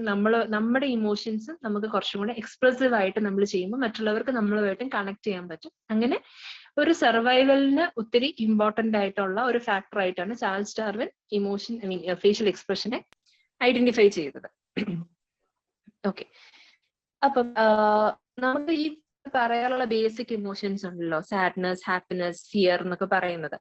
അത് പോൾ എക്മാൻ എന്ന് പറയുന്ന സൈക്കോളജിസ്റ്റ് ആണ് ഐഡന്റിഫൈ ചെയ്തത് 6 ബേസിക് ഇമോഷൻസിനെ ഫേഷ്യൽ എക്സ്പ്രഷനിലൂടെ നമുക്ക് ഐഡന്റിഫൈ ചെയ്യാൻ പറ്റുന്ന, ഇന്റർപ്രറ്റ് ചെയ്യാൻ പറ്റുന്ന 6 ബേസിക് ഇമോഷൻസിനെ ഐഡന്റിഫൈ ചെയ്തത് പോൾ എക്മാൻ എന്ന് പറയുന്ന സൈക്കോളജിസ്റ്റ് ആണ്. അതിനകത്ത് വരുന്നതാണ് ഈ പറയുന്ന പോലെ sadness, happiness, fear, anchor, surprise, disgust, ഇതൊക്കെ. ഇത് പിന്നീട് ഇദ്ദേഹം എക്സ്പാൻഡ് ചെയ്തു, അതിനകത്തോട്ട് കുറച്ചും കൂടെ ഇമോഷൻസ് ആഡ് ചെയ്ത്, എംബാരസ്മെന്റ്, എക്സൈറ്റ്മെന്റ്, പ്രൈഡ്, ഇതൊക്കെ അതിനകത്തൊരു ആഡ് ചെയ്തു. പക്ഷെ അത് ഇത്ര വൈഡ്ലി അഡാപ്റ്റഡ് അല്ല, ബേസിക് ആയിട്ട് ഈ പറയുന്ന 6 തന്നെയാണ്. പിന്നീട് റോബർട്ട് പ്ലച്ചിക് എന്ന് പറയുന്ന ഒരു സൈക്കോളജിസ്റ്റ് 8 ബേസിക് ഇമോഷൻസിനെ ഐഡന്റിഫൈ ചെയ്തു. അതിൻ്റെ അകത്ത് വ്യത്യാസം എന്താന്ന് ചോദിച്ചു കഴിഞ്ഞാൽ ഇദ്ദേഹം രണ്ട് ഇമോഷൻസിനെ ഓപ്പോസിറ്റ് പെയർസ് ആയിട്ടാണ് കണക്ട് ചെയ്തിരിക്കുന്നത്. അതായത് ജോയ്, സാഡ്നസ്, ആങ്കർ, ഫിയർ, ഇതിനെയെല്ലാം ഒരു വീൽ ഓഫ് ഇമോഷൻ എന്ന ഒരു ക്ലാസിഫിക്കേഷൻ കൊടുത്ത് ആള് വിളിച്ചു. അതായത് ഇതെല്ലാം കളേഴ്സ് ആയിട്ട് കമ്പയർ ചെയ്തു. അതായത് ഈ ഇമോഷൻസും ഈ പെയർ ഓഫ് ഇമോഷൻസിനെ മിക്സ് ചെയ്യുമ്പോൾ കോംപ്ലക്സ് ഇമോഷൻസ് ഉണ്ടാകും. അങ്ങനെ wheel of emotions Robert Plutchik identify ചെയ്തു based on 8 basic emotions which he group in two pairs of opposites. അപ്പൊ അങ്ങനെയാണെങ്കിൽ എന്താണ് കോംപ്ലക്സ് ഇമോഷൻസ്? നമ്മൾ പറഞ്ഞു ബേസിക് ഇമോഷൻസ് നമുക്ക് റെക്കഗ്നൈസബിൾ ആണ്, ഫേഷ്യൽ എക്സ്പ്രഷനിലൂടെ റെക്കഗ്നൈസബിൾ ആണെന്ന് പറഞ്ഞു. കോംപ്ലക്സ് ഇമോഷൻസ് എന്ന് പറയുന്നതിന് നമുക്കത് അത്ര റെക്കഗ്നൈസബിൾ ആയിരിക്കില്ല. ഇപ്പം ഗ്രീഫ് അല്ലെങ്കിൽ ജെലസി അല്ലെങ്കിൽ നമ്മൾ റിഗ്രറ്റ് ചെയ്യുന്നു, അതിനൊന്നും നമുക്ക് ഒരു ഫേഷ്യൽ എക്സ്പ്രഷൻ അനുസരിച്ച് കൊടുക്കാനായിട്ട് പറ്റില്ല. സോ നമ്മൾ കോംപ്ലക്സ് ഇമോഷൻസിനെ ഡിഫൈൻ ചെയ്യുവാണെങ്കിൽ അത് കുറച്ചും കൂടെ അഗ്രിഗേറ്റ് ആണ്. അതായത് 2 അതിൽ കൂടുതലോ ഇമോഷൻസിന്റെ അഗ്രിഗേറ്റ് ആണ് കോംപ്ലക്സ് ഇമോഷൻ എന്ന് പറയുന്നത്. അപ്പം ഈ പറയുന്ന കൂട്ട് ഈ ഒരു വീൽ ഓഫ് ഇമോഷൻസ് എടുക്കുവാണെങ്കിൽ നമ്മൾ ഈ പറയുന്ന പോലെ ഹേറ്റ് എന്ന് പറയുന്നത് ആങ്കർ, ഡിസ്ഗസ്റ്റ്, ഫ്രസ്ട്രേഷൻ, ഇതെല്ലാം കൂടി ചേരുന്നതാണ് ഹേറ്റ് എന്നുള്ളൊരു ഇമോഷൻ. ഹേറ്റ് ആസ് സച്ച് ഒരു ഇമോഷൻ എന്ന് നമുക്ക് ബേസിക് ആയിട്ട് പറയാൻ പറ്റത്തില്ല. അത് കുറച്ചും കൂടെ കോംപ്ലക്സ് ഇമോഷൻ ആണ്. Okay, basic emotions on the other hand എങ്ങനെയാ? അത്ര അത് അത്ര മിക്സ്ഡ് ആയിട്ട് വരുന്നതല്ല, കുറച്ചും കൂടെ ഇന്നേറ്റ് ആണ്. അതിനൊരു ബയോളജിക്കൽ ആയിട്ടുള്ള ഒരു ബയോളജിക്കൽ സൈഡും കൂടെ അതിനുണ്ട്. ഓക്കെ, പിന്നെ ആണ് ബേസിക്കലി കോംപ്ലക്സ് ഇമോഷൻസും ബേസിക് ഇമോഷനും തമ്മിലുള്ള ഒരു ഡിഫറൻസ്. ഓക്കെ, ഇനി നമ്മൾ തിയറീസ് ഓഫ് ഇമോഷൻസിലേക്കാണ് കടക്കുന്നത്. ഇപ്പൊ നമുക്കിപ്പോ ഇമോഷൻ എന്താന്നുള്ളതും ഏതൊക്കെ ടൈപ്സ് ഉണ്ടെന്നുള്ളതും അതിന്റെ പ്രോസസ്സിനെ കുറിച്ചൊക്കെ ഏകദേശം ഒരു ധാരണയുണ്ടല്ലോ. ഇനി ഇമോഷൻസ് തിയറീസ് ഓഫ് ഇമോഷനിൽ നമ്മളിപ്പോ പ്രോസസ്സ് പറഞ്ഞു നമുക്ക് ആ ഇമോഷന്റെ സീക്വൻസിനെ പറ്റി അതായത് ഒത്തിരി ഡിബേറ്റ് നടക്കുന്നുണ്ട്. ഫിസിയോളജിക്കൽ റെസ്പോൺസ് ആണോ അതോ ബിഹേവിയറൽ റെസ്പോൺസ് ആണോ അതോ ഇമോഷൻ ആണോ ആദ്യം വരുന്നത്, എന്തുവാണെന്നുള്ളതിന്റെ ഒരു ഡിബേറ്റ്. അപ്പം അതിന്റെ ബേസിസിലാണ് ഓരോ തിയറീസും ഡെവലപ്പ് ചെയ്തിരിക്കുന്നത്. ഓക്കെ, അപ്പൊ നമ്മൾ ആദ്യം പറയുന്നത് ജെയിംസ് ലാഞ്ചി തിയറിയാണ്. ജെയിംസ് ലാഞ്ചി തിയറിക്കകത്ത് ബേസിക്കലി പറയുന്നത് ഒരു ഫിസിയോളജിക്കൽ അതായത് ഒരു സിറ്റുവേഷൻ ഉണ്ടാകുമ്പോൾ നമുക്ക് ആദ്യം ഒരു ഫിസിയോളജിക്കൽ റെസ്പോൺസ് ഉണ്ടാകും, അതിനുശേഷമായിരിക്കും ഇമോഷൻ ഉണ്ടാകുന്നത് എന്നാണ്. അത് അവർ ഉദ്ദേശിക്കുന്നത് കുറച്ചും കൂടെ അതായത് ഫിസിയോളജിക്കൽ നമ്മുടെ നെർവസ് സിസ്റ്റം, പ്രത്യേകിച്ച് പറയുകയാണെങ്കിൽ നമ്മുടെ ഓട്ടോണോമിക് നെർവസ് സിസ്റ്റം, അതായത് നമ്മുടെ ഈ സ്ട്രെസ്ഫുൾ ഇവന്റിനെയൊക്കെ ഉണ്ടാകുമ്പോൾ അതിനോട് റിയാക്ട് ചെയ്യാനായിട്ട് ആക്ടിവേറ്റ് ചെയ്യുന്ന സെന്റേഴ്സ്, നെർവസ് സിസ്റ്റം, ആ ഭാഗം ആക്ടിവേറ്റഡ് ആകും എന്നാണ് ഉദ്ദേശിക്കുന്നത്. അപ്പം ആദ്യം ഉണ്ടാകുന്നത് ഒരു ഫിസിയോളജിക്കൽ റെസ്പോൺസ് ആയിരിക്കും, അതിനുശേഷമാണ് നമുക്ക് ഇമോഷൻ ഉണ്ടാകുന്നത് എന്നാണ് ജെയിംസ് ലാഞ്ചി പറയുന്നത്. പക്ഷെ ഇത് പിന്നീട് ഇതിന് ഒത്തിരി ചലഞ്ചസ് വന്നായിരുന്നു. ഒത്തിരി ഇമോഷൻ മിക്സ്ചർ ആണ്, ഫിസിയോളജിക്കൽ ആൻഡ് സൈക്കോളജിക്കൽ റെസ്പോൺസസിന്റെ മിക്സ്ചർ ആയിട്ടാണ് ഇമോഷൻ വരുന്നത്. ഒത്തിരി ഇതിനെ ചലഞ്ച് ചെയ്ത് മറ്റു തിയറീസ് വന്നിരുന്നു. അങ്ങനെ വന്ന ഒരു തിയറിയാണ് കാനൻ ബാർഡ് തിയറി. അത് വാൾട്ടർ കാനനും ഈ ജെയിംസ് ലാഞ്ചി തിയറി ഡെവലപ്പ് ചെയ്തത് വില്യം ജെയിംസ് ആണ്. വില്യം ജെയിംസും കാൾ ലാഞ്ചിയും കൂടെയാണ് ഈ ജെയിംസ് ലാഞ്ചി തിയറി ഡെവലപ്പ് ചെയ്തത് കേട്ടോ. ഇതിനെ ചലഞ്ച് ചെയ്ത് വന്ന തിയറിയാണ് കാനൻ ബാർഡ് തിയറി എന്ന് പറയുന്നത്. അത് വാൾട്ടർ കാനനും ഫിലിപ്പ് ബാർഡും കൂടിയാണ് ഡെവലപ്പ് ചെയ്തത്. ഇതിൻ്റെ അകത്ത് ഇവര് ജെയിംസ് ലാഞ്ചി തിയറിയെ റെഫ്യൂട്ട് ചെയ്ത് ഡെവലപ്പ് ചെയ്ത തിയറി തന്നെയാണ്. ഇതിനകത്ത് അവർ പറയുന്നത് ഇത് സൈമിൾട്ടേനിയസ്ലി സംഭവിക്കുന്നതാണ്. അതായത് ഒരു സ്ട്രെസ്ഫുൾ സിറ്റുവേഷൻ വന്നു കഴിയുമ്പോൾ ബ്രെയിൻ സിഗ്നൽസ്, അതായത് നമ്മുടെ ഒരു ഇമോഷൻ ആക്ടിവേറ്റ് ചെയ്യുന്ന സെന്ററിലേക്കും പോകും, അതുപോലെ തന്നെ ഫിസിയോളജിക്കൽ റെസ്പോൺസ് വരുന്ന സെന്ററിലേക്കും ഒരേ സമയത്ത് സിഗ്നൽ പോകും. സോ സൈമിൾട്ടേനിയസ്ലി നമുക്ക് ഇമോഷനും ഫിസിയോളജിക്കൽ റെസ്പോൺസും ഉണ്ടാകും എന്നാണ് കാനൻ ബാർഡ് തിയറി പറയുന്നത്. ഇതിനെ ഒത്തിരി ന്യൂറോബയോളജിക്കലി ഒത്തിരി ബാക്കപ്പ് ന്യൂറോബയോളജിക്കൽ സയൻസ് കൊടുത്തിട്ടുണ്ട്, ഒത്തിരി സ്റ്റഡീസ് ഇതിനെ ബാക്കപ്പ് ചെയ്തും വന്നിട്ടുണ്ട്. ഓക്കെ, പിന്നെ പറയുന്നതാണ് സാഷർ സിംഗർ തിയറി. ഇതിനകത്ത് അവര് സ്റ്റാൻലി സാഷറും ജെറോം ഇ സിംഗർ എന്ന് പറയുന്ന രണ്ടുപേരും കൂടി ചേർന്നാണ് സാഷർ സിംഗർ തിയറി ഡെവലപ്പ് ചെയ്തത്. ഇതിനകത്ത് അവർ പറയുന്നത് എന്താണ്, ഒരു എലമെന്റ് ഓഫ് റീസണിങ് കൂടി ഈ പ്രോസസ്സിൽ അവർ ഇൻട്രൊഡ്യൂസ് ചെയ്തു. അതായത് നമ്മളൊരു ഇവന്റ് എക്സ്പീരിയൻസ് ചെയ്യുമ്പോൾ ഫിസിയോളജിക്കൽ അറൗസൽ ഉണ്ടാകുമ്പോൾ അതിന്റെ പുറകിലുള്ള റീസണും കൂടെ നമ്മൾ ഫൈൻഡ് ഔട്ട് ചെയ്യും. അതായത് എന്താണത്, എന്തുകൊണ്ട് എനിക്കൊരു ഫിസിയോളജിക്കൽ അറൗസൽ ഉണ്ടായി എന്ന് നമ്മൾ ഫൈൻഡ് ഔട്ട് ചെയ്തിട്ട് നമ്മൾ എക്സ്പീരിയൻസ് ചെയ്യും, ഇമോഷൻ നമ്മൾ എക്സ്പീരിയൻസ് ചെയ്യും. ഇതാണ് സാഷർ സിംഗർ പറയുന്നത്. അതായത് അവരൊരു ഒരു റീസണിങ് ഭാഗം കൂടെ അതിൻ്റെ അകത്ത് ആഡ് ചെയ്തു, ഒരു റീസണിങ് എലമെന്റും കൂടെ അവർ ആ ഒരു പ്രോസസ്സിന്റെ അകത്തോട്ട് ആഡ് ചെയ്തു. പിന്നെ പറയുന്നതാണ് cognitive appraisal theory. Cognitive appraisal theory propose ചെയ്തത് റിച്ചാർഡ് ലാസറസ് എന്ന് പറയുന്ന വ്യക്തിയാണ്. ആളുടെ തിയറി ഓഫ് ഇമോഷൻസിന്റെ അകത്ത് ആൾ എക്സ്പ്ലെയിൻ ചെയ്തു പോകുന്ന ഒരു കാര്യമാണ്. ഓക്കെ, സോ ഈ തിയറി പറയുന്നത് എന്താന്ന് വെച്ച് കഴിഞ്ഞാൽ നമ്മളൊരു ഇമോഷൻ എക്സ്പീരിയൻസ് ചെയ്യുന്നതിന് മുൻപ് നമ്മൾ അതിനെ ഇന്റർപ്രറ്റ് ചെയ്യും. അതായത് ഒരു കൊഗ്നിറ്റീവ് ലേബൽ നമ്മൾ ഇട്ട് കൊടുക്കും. അതായത് ഒരു സിറ്റുവേഷൻ ഉണ്ടാകുമ്പോൾ ആ സിറ്റുവേഷനെ ഇന്റർപ്രറ്റ് ചെയ്തതിന് ശേഷമാണ് നമ്മൾ എന്താണ് അതെന്തുവാണ്, അതിനൊരു ഫിസിയോളജിക്കൽ റെസ്പോൺസ് ആണോ, അല്ലെങ്കിൽ അതിന്റെ അതായത് ഒരു കൊഗ്നിറ്റീവ് ഒരു ഇവന്റ് ഉണ്ടാകും, നമ്മൾ അതിനെ ഇന്റർപ്രറ്റ് ചെയ്ത് പെർസീവ് ചെയ്തിട്ട് അതിനെ ബേസ് ചെയ്തിട്ടായിരിക്കും നമുക്കൊരു ഫിസിയോളജിക്കൽ റെസ്പോൺസും ഒരു ഇമോഷണൽ എക്സ്പീരിയൻസും ഉണ്ടാവുന്നത് എന്നാണ് കൊഗ്നിറ്റീവ് അപ്രൈസൽ തിയറി പറയുന്നത്. സാഷറിന്റെ തിയറിയും കൊഗ്നിറ്റീവ് അപ്രൈസൽ തിയറിയും തമ്മിലുള്ള വ്യത്യാസം എന്താണെന്ന് വെച്ച് കഴിഞ്ഞാൽ, സാഷറിന്റെ തിയറിക്കകത്ത് ഒരു ഇവന്റ് ഉണ്ടാകും, ഒരു ഫിസിയോളജിക്കൽ റെസ്പോൺസ് ഉണ്ടാകും, അതിനെ എങ്ങനെ അതായത് ആ റെസ്പോൺസ് ഉണ്ടാകാനുള്ള കാര്യം എന്താണ് എന്നുള്ളതും കൂടെ നോക്കിയിട്ടായിരിക്കും ഇമോഷൻ ഉണ്ടാവുന്നത്. കൊഗ്നിറ്റീവ് അപ്രൈസൽ തിയറിക്കകത്ത് എന്ന് പറഞ്ഞു കഴിഞ്ഞാൽ എന്താണ്, എന്തൊരു ഇവന്റിനെ എങ്ങനെ ഇന്റർപ്രറ്റ് ചെയ്യുന്നു അതിനെ ബേസ് ചെയ്തായിരിക്കും നമുക്ക് ഫിസിയോളജിക്കൽ റെസ്പോൺസ് ഉണ്ടാവുന്നതും അതേസമയം തന്നെ ഇമോഷൻ ഉണ്ടാവുന്നത്. നമ്മൾ എങ്ങനെ കാര്യത്തെ കാണുന്നു അതനുസരിച്ചായിരിക്കും നമ്മൾ അതിനെ എക്സ്പീരിയൻസ് ചെയ്യുന്നത് എന്നാണ് ഒറ്റവാക്കി പറഞ്ഞ കൊഗ്നിറ്റീവ് അപ്രൈസൽ തിയറി പറയുന്നത്. പിന്നെ ഒരു തിയറി എന്ന് പറയുന്നത് ഫേഷ്യൽ ഫീഡ്ബാക്ക് തിയറിയാണ്. അത് ഈ പറയുന്ന തൊട്ട് നമ്മുടെ ഫേഷ്യൽ എക്സ്പ്രഷൻ ഇമോഷണൽ എക്സ്പീരിയൻസുമായിട്ട് ഒത്തിരി ക്രൂഷ്യൽ ആയിട്ട് ബന്ധപ്പെട്ടിരിക്കുന്നു എന്നാണ് ഉദ്ദേശിക്കുന്നത്. ഇത് ചാൾസ് ഡാർവിന്റെ വർക്കുമായിട്ട് കണക്ട് ചെയ്ത് തന്നെ വന്ന ഒരു തിയറി തന്നെയാണ്. അതായത് നമ്മുടെ ഇപ്പം ഇവര് എക്സാമ്പിൾ പറയുവാണെങ്കിൽ ഇപ്പൊ ചിരി ഫോഴ്സ് ചെയ്തിട്ട് ചിരിക്കുന്ന ഒരാൾക്ക് ആ ഒരു ടൈമിലേക്ക് ആ ഒരു ഇമോഷൻ ഫീൽ ചെയ്യാൻ പറ്റും, rather than somebody who is എന്താ പറയാ ഫ്രൗണിങ് ആയിട്ട് നിൽക്കുന്ന ഒരാളെക്കാളും നമ്മൾ ഫോഴ്സ്ഫുള്ളി ഒരു ചിരി കൊടുത്തു കഴിഞ്ഞാൽ കുറച്ച് നേരത്തേക്ക് ആ ചിരി നമുക്ക് മെയിൻറ്റെയിൻ ചെയ്യാൻ, അതായത് ആ ഒരു ഇമോഷൻ നമുക്ക് എക്സ്പീരിയൻസ് ചെയ്യാൻ പറ്റും എന്നുള്ളൊരു ഐഡിയയിലാണ് ഫേഷ്യൽ ഫീഡ്ബാക്ക് തിയറി. അതിനെപ്പറ്റി നമ്മൾ അതിനെ ഒത്തിരി പോസിറ്റീവ്ലി അക്സെപ്റ്റഡ് ആയിട്ടൊന്നും നമ്മൾ അതിനെ കാണുന്നില്ല. സോ ഇതാണ് ബേസിക് തിയറീസ് ഓഫ് ഇന്റലിജൻസ്, ഇമോഷനെ പറ്റി പറയുന്നത്. എന്തിനാണ് തിയറീസ് ഓഫ് ഇമോഷൻസിനെ പറ്റി പറയുന്നതെന്ന് ചോദിച്ചു കഴിഞ്ഞാൽ, നമുക്ക് എല്ലാവർക്കും ഇമോഷൻ എന്ന് പറയുമ്പോൾ നമുക്കറിയാം, പക്ഷെ എന്തൊക്കെയാണ് അതിന്റെ പുറകിലുള്ള കാര്യങ്ങൾ, എന്തുകൊണ്ട് നമ്മൾ ചില കാര്യങ്ങൾ ആ രീതിയിൽ കാണുന്നു, എന്താണ് നമ്മളുടെ ഉള്ളിൽ സംഭവിക്കുന്നത്, എന്തുകൊണ്ട് ചിലപ്പോൾ നമുക്ക് പാനിക് വരുന്നു, എന്തുകൊണ്ട് അങ്ങനെയുള്ള കുറെ കാര്യങ്ങളെ പറ്റി ഒരു ഐഡിയ കിട്ടാൻ വേണ്ടിയാണ് നമുക്ക് കുറച്ചും കൂടെ ഒരു ഇമോഷനെ പറ്റി കുറച്ചും കൂടെ എലാബറേറ്റീവ് ആയിട്ട് അറിയാൻ വേണ്ടി പറഞ്ഞു എന്നുള്ളതേ ഉള്ളൂ. ഓക്കെ, ഇനി അടുത്ത ഒരു പോർഷൻ ആണ് ഇമോഷണൽ ഇന്റലിജൻസ്. ഇമോഷണൽ ഇന്റലിജൻസ് എന്ന് പറയും. ഇപ്പൊ ഇമോഷൻ എന്താണെന്ന് നമുക്കറിയാം. ഇമോഷണൽ ഇന്റലിജൻസ് എന്ന് പറയുന്നത് എന്തുമായിരിക്കും? നമ്മുടെ ഒരു എബിലിറ്റിയാണ്. എന്തിനാണ്? To perceive, control and evaluate emotions. നമുക്ക് എങ്ങനെ ഒരു കാര്യത്തെ നമ്മൾ പെർസീവ് ചെയ്യുന്നു, അല്ലെങ്കിൽ നമ്മുടെ ഇമോഷൻ എങ്ങനെ കൺട്രോൾ ചെയ്യാം, നമുക്ക് എങ്ങനെ ഇവാലുവേറ്റ് ചെയ്യാം എന്നതാണ് ഇമോഷണൽ ഇന്റലിജൻസ് കൊണ്ട് ഉദ്ദേശിക്കുന്നത്. ഇത് ആദ്യം ഈ ഒരു ടേം കോയിൻ ചെയ്തത് രണ്ട് റിസർച്ചേഴ്സ് ആണ്, പീറ്റർ സലോവയും ജോൺ ഡി മേയറുമാണ്. ഓക്കെ, അപ്പൊ അവർ ഇതിനെ ഡിഫൈൻ ചെയ്യുന്നത് ഈ നേരത്തെ നമ്മൾ പറഞ്ഞ പോലെ ability to recognise, understand and manage own emotion as well as those of others. അതായത് നമ്മുടെ ഇമോഷൻസിനെ റെക്കഗ്നൈസ് ചെയ്യാനും നമ്മുടെ ഇമോഷൻസിനെ മനസ്സിലാക്കാനും അതിനെ കൺട്രോൾ ചെയ്യാനും മാനേജ് ചെയ്യാനും ഒക്കെ പറ്റുന്ന പോലെ തന്നെ മറ്റുള്ളവരുടെ ഇമോഷൻസിനെയും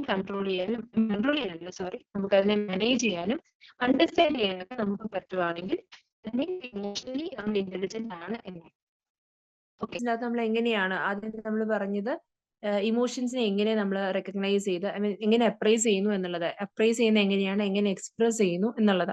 പിന്നെ നമ്മൾ അതിനെ റെഗുലേറ്റ് ചെയ്യുന്നതും, അതായത് നമ്മൾ കറക്റ്റ് ആയിട്ട് റെക്കഗ്നൈസ് ചെയ്യാനും നമുക്ക് അതിനെ എക്സ്പ്രസ് ചെയ്യാനും മറ്റുള്ളവരിൽ അത് കണ്ടെത്താനും പറ്റുന്നത് ആണ് അപ്രൈസിങ് എന്നുകൊണ്ട് ഉദ്ദേശിക്കുന്നത്. റെഗുലേഷൻ എന്ന് ഉദ്ദേശിക്കുന്നത് ആ ഇമോഷനെ നമ്മൾ എങ്ങനെ മാനേജ് ചെയ്യുന്നു, ഒരു പോസിറ്റീവ് ഔട്ട്കമ്മിലേക്ക് എത്തിക്കുന്ന രീതിക്ക് നമുക്ക് എങ്ങനെ മാനേജ് ചെയ്യാം.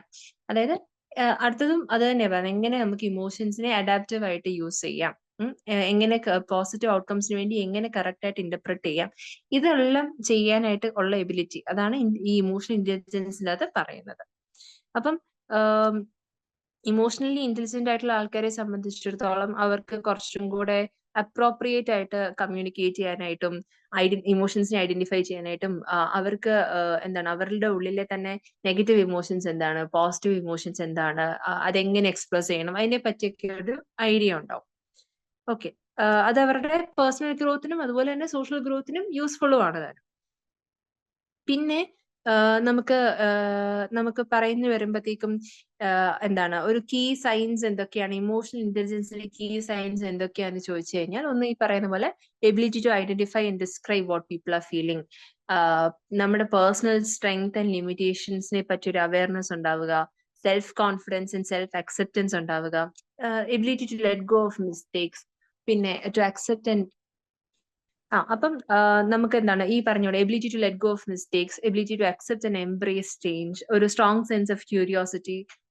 അതായത് curiosity particularly about other people എന്ന് ഉദ്ദേശിക്കുന്നത്, ഇവിടെ ഉദ്ദേശിക്കുന്നത് അവരുടെ ഒരു ഇമോഷണൽ റെസ്പോൺസിന്റെ പുറകിലുള്ള ക്യൂരിയോസിറ്റിയാണ് കേട്ടോ. അതായത് ഇപ്പൊ സപ്പോസ് ഒരാൾ ഭയങ്കരമായിട്ട് വിഷമിക്കുന്നു, അല്ലെങ്കിൽ ഒരാൾ ഭയങ്കരമായിട്ട് നെഗറ്റീവ് ഇമോഷൻസ് അതിനോട് ഫോക്കസ് ചെയ്യുന്നത്, ഭയങ്കരമായിട്ട് ദേഷ്യപ്പെടുന്നു, നമ്മൾ നോക്കേണ്ടത് എന്തുകൊണ്ടായിരിക്കാം അയാൾ അങ്ങനെ റെസ്പോണ്ട് ചെയ്യുന്നത്, അല്ലെങ്കിൽ ആൾ അണ്ടർഗോ ചെയ്യുന്നത് എന്താണ്, ആ ഒരു ക്യൂരിയോസിറ്റിയാണ് ഇവിടെ ഉദ്ദേശിക്കുന്നത് കേട്ടോ. പിന്നെ feeling of empathy and concern for others, sensitivity to feelings of other people, പിന്നെന്താ റെസ്പോൺസിബിലിറ്റി എടുക്കുക, അക്സെപ്റ്റിംഗ് റെസ്പോൺസിബിലിറ്റീസ് ഫോർ മിസ്റ്റേക്സ്, പിന്നെ മാനേജ് ചെയ്യാനായിട്ടുള്ള ഒരു എബിലിറ്റി, ഡിഫിക്കൽട്ട് സിറ്റുവേഷൻസിൽ നമുക്ക് ഇമോഷൻസിനെ എങ്ങനെ മാനേജ് ചെയ്യാം, ഇതൊക്കെയാണ് ബേസിക്കലി പറയുന്നത്. പിന്നെ നമ്മൾ ഇപ്പം നേരത്തെ നമ്മൾ ഈ കോമ്പണൻസ് ഓഫ് ഇമോഷണൽ ഇന്റലിജൻസിന്റെ അതിനകത്ത് അവർ ഉദ്ദേശിക്കുന്ന basically levels of emotional intelligence ആണ്. അതാണ് ഈ പറയുന്ന perceiving emotions, reasoning with emotions, understanding emotions, managing emotions എന്നല്ല. അതായത് നമ്മുടെ പെർസീവിങ് ഇമോഷൻസ് എന്ന് പറയുന്നതാണ് ഏറ്റവും ഫസ്റ്റ് സ്റ്റെപ്പ് ഇൻ ഇമോഷണൽ ഇന്റലിജൻസിന്റെ മെയിൻ കോമ്പണന്റ് ആയിട്ട് നമ്മൾ പറയുന്ന അതാണ്. അതായത് നമ്മൾ എങ്ങനെ ഇമോഷൻസിനെ മനസ്സിലാക്കുന്നു, നമ്മൾ കറക്റ്റ് ആയിട്ടാണോ അതിനെ പെർസീവ് ചെയ്യുന്നത്, അതായത് പെർസീവ് ചെയ്യുന്നതിന്റെ അകത്ത് നമ്മൾ അതിന്റെ അകത്ത് മനസ്സിലാക്കേണ്ടത് നോൺ വെർബൽ സൈൻസും ഇമ്പോർട്ടന്റ് ആണ്. അതായത് ബോഡി ലാംഗ്വേജ് എന്താണ്, ഫേഷ്യൽ എക്സ്പ്രഷൻസ് എന്താണ്, ഇതെല്ലാം നമ്മൾ ഒരു ഇമോഷനെ പെർസീവ് ചെയ്യുന്നതിന്റെ അകത്ത് വരുന്ന എലമെന്റ്സ് ആണ്. പിന്നെ നമ്മൾ റീസണിങ് വിത്ത് എലമെന്റ്സ്, അതായത് നമ്മൾ അതിന്റെ അകത്ത് ഒരു തിങ്കിങ് എലമെന്റിനെയും കൂടെ ആഡ് ചെയ്യുവാണ്. അതായത് നമ്മൾ റീസൺ ചെയ്യുക, നമ്മൾ തിങ്ക് ചെയ്യുക എന്ന് പറഞ്ഞു കഴിഞ്ഞാൽ, നമ്മൾ ഇമോഷൻസിന്റെ അകത്ത് ഒരാൾ ഒരു ഇമോഷൻ എക്സ്പ്രസ് ചെയ്യുമ്പം നമ്മൾ അതിന്റെ അകത്ത് നമ്മൾ എങ്ങോട്ടാണ് അറ്റൻഷൻ കൊടുക്കുന്നത് എന്നുള്ളത്, നമ്മൾ അതിന്റെ അകത്ത് what we pay attention to എന്നുള്ളതാണ്. നമ്മൾ എന്തിനോടാണ് അറ്റൻഷൻ കൊടുക്കുന്നത് അതനുസരിച്ചായിരിക്കും നമ്മൾ റിയാക്ട് ചെയ്യുന്നത്. ഓക്കെ, സോ അവിടെ നമ്മളൊരു തിങ്കിങ് എലമെന്റ് ആഡ് ചെയ്ത് നമ്മൾ എന്തുവാണ് ആ ആളുടെ ഇമോഷനിൽ നമ്മൾ എങ്ങനെയാണ് അറ്റൻഡ് ചെയ്യുന്നത്, നമ്മൾ എന്താണ് അതിന്റെ അകത്ത് നോക്കുന്നത് എന്നുള്ളത്. അപ്പൊ അതനുസരിച്ച് നമ്മൾ റിയാക്ട് ചെയ്യും. പിന്നെ പറയുന്നതാണ് അണ്ടർസ്റ്റാൻഡിങ് ഇമോഷൻസ്. അതായത് നമ്മൾ പെർസീവ് ചെയ്യുന്ന ഇമോഷൻസിന് പല മീനിങ് ആയിരിക്കാം ക്യാരി ചെയ്യുന്നത്. ഓക്കെ, ഇപ്പൊ ഒരാൾ ദേഷ്യം എക്സ്പ്രസ് ചെയ്യുന്നുണ്ടെങ്കിൽ നമ്മൾ നോക്കേണ്ടത് അതിന്റെ കോസ് ആണ്, എന്തുകൊണ്ടായിരിക്കാം ദേഷ്യം ഉണ്ടാവുന്നത്, എന്തായിരിക്കും അതിന് ഉദ്ദേശിക്കുന്നത്. ഇപ്പൊ നമ്മൾ പറയുന്ന പോലെ ഇപ്പം വർക്ക് പ്ലേസ് സിനാരിയോ എടുക്കുകയാണെങ്കിൽ, നമ്മുടെ ബോസ് നമ്മളോട് ദേഷ്യപ്പെട്ടു, സ്വാഭാവികമായിട്ടും നമുക്ക് വിഷമമാണ്. പക്ഷെ എന്നാൽ പോലും നമ്മൾ ആ സമയത്തൊക്കെ നമ്മുടെ ഭാഗത്തെ പ്രശ്നം കൊണ്ടാണോ ആള് ദേഷ്യപ്പെട്ടത്, അല്ലെങ്കിൽ ആൾക്ക് എന്തെങ്കിലും അണ്ടർഗോയിങ് ആയിട്ടുള്ള ഒരു ഇഷ്യൂ ഉണ്ടോ, ആളുടെ ബോസ് ആളോട് അങ്ങനെ ആയതുകൊണ്ടാണോ, അങ്ങനെ നമുക്ക് നോക്കാൻ നിന്ന് കഴിഞ്ഞാൽ ചിലപ്പോൾ നമ്മുടെ ഒരു ഇമോഷൻ നമുക്ക് അവിടെ കൺട്രോൾ ചെയ്യാനായിട്ട് സാധിക്കും. പിന്നെ പറയുന്നതാണ് മാനേജിങ് ഇമോഷൻസ്. അതായത് ഈ പറയുന്ന തൊട്ട് എങ്ങനെ എഫക്റ്റീവ്ലി നമുക്ക് മാനേജ് ചെയ്യാം, അതാണ് ഏറ്റവും highest level of emotional intelligence എന്ന് പറയുന്നത്. അതായത് നന്നായി നമുക്ക് മാനേജ് ചെയ്യാൻ പറ്റാന്ന് പറഞ്ഞാൽ നമ്മുടെ ഇമോഷൻസിനെ നമ്മൾ റെഗുലേറ്റ് ചെയ്യുക എന്നുള്ളത്, അപ്രോപ്രിയേറ്റ് ആയിട്ട് റെസ്പോണ്ട് ചെയ്യുന്ന രീതിക്ക് നമുക്ക് റെഗുലേറ്റ് ചെയ്ത് കൊണ്ടുപോകുന്നതാണ്. ഓക്കെ, ഇനി ഒരു ഡെയിലി ലൈഫിൽ എങ്ങനെയാണ് നമുക്ക് ഇമോഷണൽ ഇന്റലിജൻസിനെ യൂസ് ചെയ്യാൻ പറ്റുന്നത്, അതായത് ഇമോഷണൽ ഇന്റലിജൻസിന്റെ റോൾ എന്താണെന്നുള്ളത്.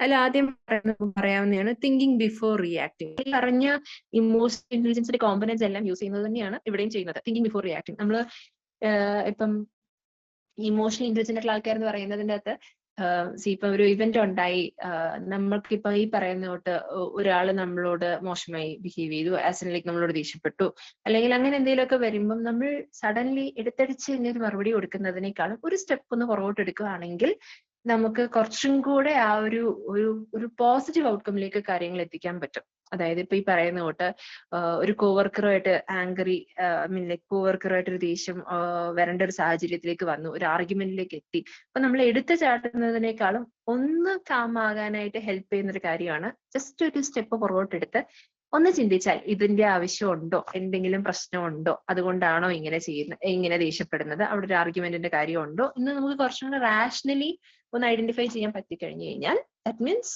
ആ ഒരു പോസിറ്റീവ് ഔട്ട്കമ്മിലേക്ക് നമുക്ക് എത്താൻ സാധിക്കും. അതാണ് തിങ്കിങ് ബിഫോർ റിയാക്ടിങ് എന്ന് ഉദ്ദേശിക്കുന്നത്. അതാകുമ്പോൾ നമ്മൾ കാരണം ആർക്കും ഒരു പ്രശ്നം വരുന്നില്ല. രണ്ടാമത്തെ ഒരു കാര്യമാണ് ഗ്രേറ്റർ സെൽഫ് അവയർനെസ്. അതായത് നമുക്ക് തന്നെ നമ്മുടെ ഇമോഷൻസിനെ പറ്റി ഒരു അണ്ടർസ്റ്റാൻഡിങ്. അതായത് ഇപ്പൊ ചിലര് പറയാറില്ലേ, അതായത് എനിക്ക് ചെറിയ കാര്യം മതി, ഞാൻ ഭയങ്കരമായിട്ട് വിഷമിക്കും.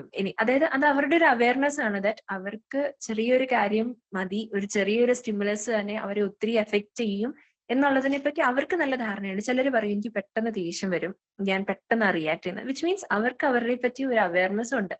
അവയർനെസ് ഉള്ളതിന്റെ ഗുണം എന്താന്ന് വെച്ച് കഴിഞ്ഞാൽ ആ ഒരു മൊമെന്റിൽ അത് അവർക്ക് യൂസ് ചെയ്യാനായിട്ട് ശ്രമിക്കാം എന്നുള്ളതാണ്. അതായത് ഓക്കെ, ഞാൻ പെട്ടെന്ന് റിയാക്ട് ചെയ്യുന്ന ഒരാളാണെങ്കിൽ അങ്ങനത്തെ സിറ്റുവേഷൻസ് വരുമ്പോൾ എനിക്ക് എങ്ങനെ കൺട്രോൾ ചെയ്യാം, അതിലേക്ക് നമുക്ക് വർക്ക്ഔട്ട് ചെയ്യാനായിട്ട് കുറച്ചും കൂടെ പോസിബിൾ ആയിരിക്കും. പിന്നെ പറയുന്നതാണ് എംപതി ഫോർ അതേഴ്സ്. അത് എംപതി എന്ന് പറയുന്നത് ഇപ്പം നമ്മള് ഈവൺ ഇപ്പൊ ഈ സൈക്കോളജി കോഴ്സ് തുടങ്ങുമ്പോൾ തൊട്ട് നമ്മള് ഏത് മേഖലയിൽ ആണെന്ന് പറഞ്ഞാൽ പോലും എംപതി അത്രയും സ്ട്രെസ് ചെയ്ത് പോകുന്ന ഒരു കാര്യമാണ്. എംപതിനെ നമുക്ക് എങ്ങനെ ഡിഫൈൻ ചെയ്യുന്നതിനേക്കാളും എളുപ്പത്തിൽ എങ്ങനെ മനസ്സിലാക്കാം എന്ന് ചോദിച്ചു കഴിഞ്ഞാൽ നമ്മളിപ്പോഴും പറയുന്നതാണ് putting oneself in others shoe. അതായത് വേറൊരാളുടെ സാഹചര്യത്തിൽ നമ്മളെ തന്നെ കാണാൻ പറ്റിക്കഴിഞ്ഞാൽ ആ അവസ്ഥയിൽ നമ്മളായിരുന്നെങ്കിൽ എന്ന് ചിന്തിക്കാൻ പറ്റിയാൽ അതാണ് എംപതി എന്ന് പറയുന്നത്. ബിക്കോസ് എങ്കിലേ നമുക്ക് കുറച്ചും കൂടെ കണക്ട് ചെയ്യാൻ പറ്റത്തുള്ളൂ, എങ്കിലേ നമുക്ക് അവർക്ക് വേണ്ട ഹെൽപ്പ് ചെയ്തു കൊടുക്കാൻ പറ്റത്തുള്ളൂ. നമ്മളിപ്പോ ഒരാളെ കണ്ട് സിമ്പതൈസ് ചെയ്യാന്ന് പറഞ്ഞാൽ എന്താണ്, അയ്യോ പാവം നമ്മൾ പറയും, അയ്യോ കഷ്ടമായി പോയി, means we feel sorry for that person അല്ലെ. അല്ലാതെ അയാൾ എന്തിലൂടെ കടന്നു പോകുന്നു അതേ അവസ്ഥയിലൂടെ ഞാൻ ആയിരുന്നെങ്കിൽ എന്നുള്ളൊരു പ്രോസസ് അല്ല അവിടെ വരുന്നത്. സോ എംപത്തറ്റിക് ആകാൻ പറ്റിക്കഴിഞ്ഞു കഴിഞ്ഞാൽ നമുക്ക് ഒത്തിരി മറ്റുള്ളവരെയും കൂടെ അക്സെപ്റ്റ് ചെയ്യാനും നമുക്ക് കുറച്ചും കൂടെ കൺസിഡറേറ്റ് ആകാനായിട്ട് സാധിക്കും. അപ്പം ഇതാണ് നമുക്ക് ഒരു ഇമോഷണൽ ഇന്റലിജൻസിന്റെ റോൾ എന്ന് പറയുന്നത്. ഇങ്ങനെയൊക്കെ ഈ കാര്യങ്ങളിലേക്ക് നമുക്ക് ചെയ്യാൻ പറ്റുക എന്നുള്ളതാണ്. ഇനി ഇമോഷണൽ ഇന്റലിജൻസ് എങ്ങനെ നമുക്ക് പ്രാക്ടീസ് ചെയ്യാം? ഓക്കെ, ഒന്നെന്ന് പറഞ്ഞാൽ ഈ പറയുന്ന തൊട്ട് being able to accept criticism and responsibility. നമുക്ക് ഒരു മിസ്റ്റേക്ക് ഉണ്ടായി കഴിഞ്ഞാൽ അതിൽ നിന്ന് മൂവ് ഓൺ ചെയ്യാൻ പറ്റുക. നമുക്ക് നോ പറയേണ്ടടുത്ത് നോ പറയുക. അസർട്ടീവ്നെസ് എന്ന് നമ്മൾ പറയും. നോ പറയേണ്ട ഒരു സാഹചര്യത്തിൽ നമ്മൾ നോ പറയുക. നമ്മുടെ ഫീലിങ്സിനെ ഓപ്പൺ ആയിട്ട് ഷെയർ ചെയ്യാൻ പറ്റുക. പ്രോബ്ലംസ്, അതായത് എല്ലാവർക്കും വർക്ക്ഔട്ട് ആകുന്ന രീതിക്ക് പ്രോബ്ലംസിനെ സോർട്ട് ചെയ്യാനായിട്ട് ശ്രമിക്കുക. എംപത്തറ്റിക് ആവുക, കുറച്ചും കൂടെ ഗ്രേറ്റർ ലിസണിങ് സ്കിൽസ് ഉണ്ടാകുക. ഇവിടെ ഗ്രേറ്റർ ലിസണിങ് സ്കിൽസ് എന്ന് പറയുന്നത് ഒത്തിരി ഇമ്പോർട്ടന്റ് ആയിട്ടൊരു കാര്യം. നമ്മൾ ഗ്രേറ്റർ ലിസണിങ് സ്കിൽസ് എന്ന് പറയുന്നതിൻ്റെ അകത്ത് ഇന്നത്തെ കാലത്ത് നമുക്ക് കിട്ടാൻ പാടുള്ള ഒരു കാര്യം അത് തന്നെയാണ്. കേൾക്കാൻ ഒരാളുണ്ടായിരുന്നെങ്കിലും ഇപ്പോഴും നമ്മുടെ ഭാഗം എങ്ങനെയെങ്കിലും ഒന്ന് പറഞ്ഞെത്തിക്കണം എന്ന് നോക്കുമ്പോഴാണ് കുറച്ചും കൂടെ പ്രശ്നങ്ങളിലേക്ക് ഇറങ്ങുന്നത്. അതിനേക്കാളും ഗ്രേറ്റർ ലിസണിങ് സ്കിൽസ്. അതിൻ്റെ അകത്ത് നമ്മൾ ലിസണിങ് സ്കിൽസ് എന്ന് പറയുമ്പോൾ കേൾക്കുക മാത്രമല്ല, കേൾക്കുന്നതിൻ്റെ അകത്ത് അയാളെ ഒബ്സർവ് ചെയ്യുക എന്നുള്ളൊരു കാര്യം കൂടി ഉണ്ടാവും. ആസ് ഇൻ എന്താണ് അയാൾ ഉദ്ദേശിക്കുന്നത്, അതിന്റെ പുറകിലുള്ള ആൾ അണ്ടർഗോ ചെയ്യുന്ന കാര്യങ്ങൾ എന്തൊക്കെയാണ്, നോൺ വെർബലി നമുക്ക് എന്തൊക്കെ കിട്ടാം, അതെല്ലാം ഗ്രേറ്റ് ഒരു ആക്റ്റീവ് ലിസണിങ്ങിൻ്റെ അകത്ത് വരുന്നതാണ്. പിന്നെ knowing why you do the things you do. നമ്മൾ എന്തുകൊണ്ടാണ് ചില കാര്യങ്ങൾ ആ രീതിക്ക് ചെയ്യുന്നത്, അതിനെപ്പറ്റി നമ്മൾ എന്തിനാണ് ഇങ്ങനെ ചെയ്യുന്നത്, നമ്മൾ എന്താണ് അതിന്റെ പുറകിൽ ഉദ്ദേശിക്കുന്നത്, അതൊക്കെയാണ് knowing why you do the things you do. പിന്നെ not being judgemental of others. നമ്മൾ ആരെയും judge ചെയ്യാതിരിക്കാം.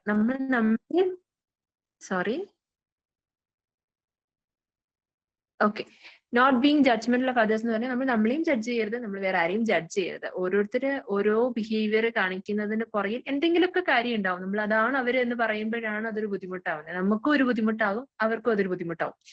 So not being judgemental of others, ഇതൊക്കെ പ്രാക്ടീസ് ചെയ്യുന്തോറും നമ്മുടെ ഒരു ഇമോഷണൽ ഇന്റലിജൻസ് നമ്മൾ ഡെവലപ്പ് ചെയ്തുകൊണ്ടിരിക്കുകയാണ്. അങ്ങനെ നോക്കിക്കഴിഞ്ഞാൽ നമുക്ക് എന്ത് മനസ്സിലാക്കാം, ഇമോഷണൽ ഇന്റലിജൻസ് നല്ലൊരു ഇന്റർപേഴ്സണൽ കമ്മ്യൂണിക്കേഷൻ ഡെവലപ്പ് ചെയ്യുന്നതിന് വളരെ ഇമ്പോർട്ടന്റ് ആയിട്ടുള്ള, വളരെ എസെൻഷ്യൽ ആയിട്ടുള്ള ഒരു ആസ്പെക്ട് തന്നെയാണ്. ഓക്കെ.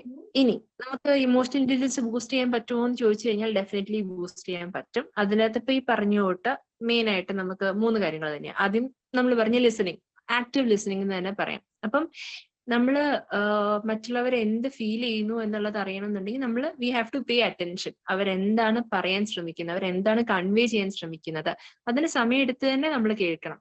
അത് വെർബലി ആയിരിക്കാം, നോൺ വെർബലി ആയിരിക്കാം, ബോഡി ലാംഗ്വേജിലൂടെ നമുക്ക് അറിയാൻ പറ്റും കുറെ കാര്യങ്ങൾ. അതായത് എന്തുകൊണ്ടാണ് ചില ഇമോഷൻസ് ആൾക്കാർ എക്സ്പ്രസ് ചെയ്യുന്നത്, അതെന്തുകൊണ്ട് ആ രീതിക്ക് അവർ എക്സ്പ്രസ് ചെയ്യുന്നു എന്നുള്ളത് നമുക്ക് സെൻസ് ചെയ്യാൻ പറ്റി കഴിയുമ്പോൾ നമുക്ക് കുറച്ചും കൂടെ അവർക്ക് കോൺട്രിബ്യൂട്ട് ചെയ്ത് കൊടുക്കാൻ പറ്റും, കുറച്ചും കൂടെ അവരായിരിക്കുന്ന അവസ്ഥയിൽ അവരെ ഹെൽപ്പ് ചെയ്യാനായിട്ട് സാധിക്കും.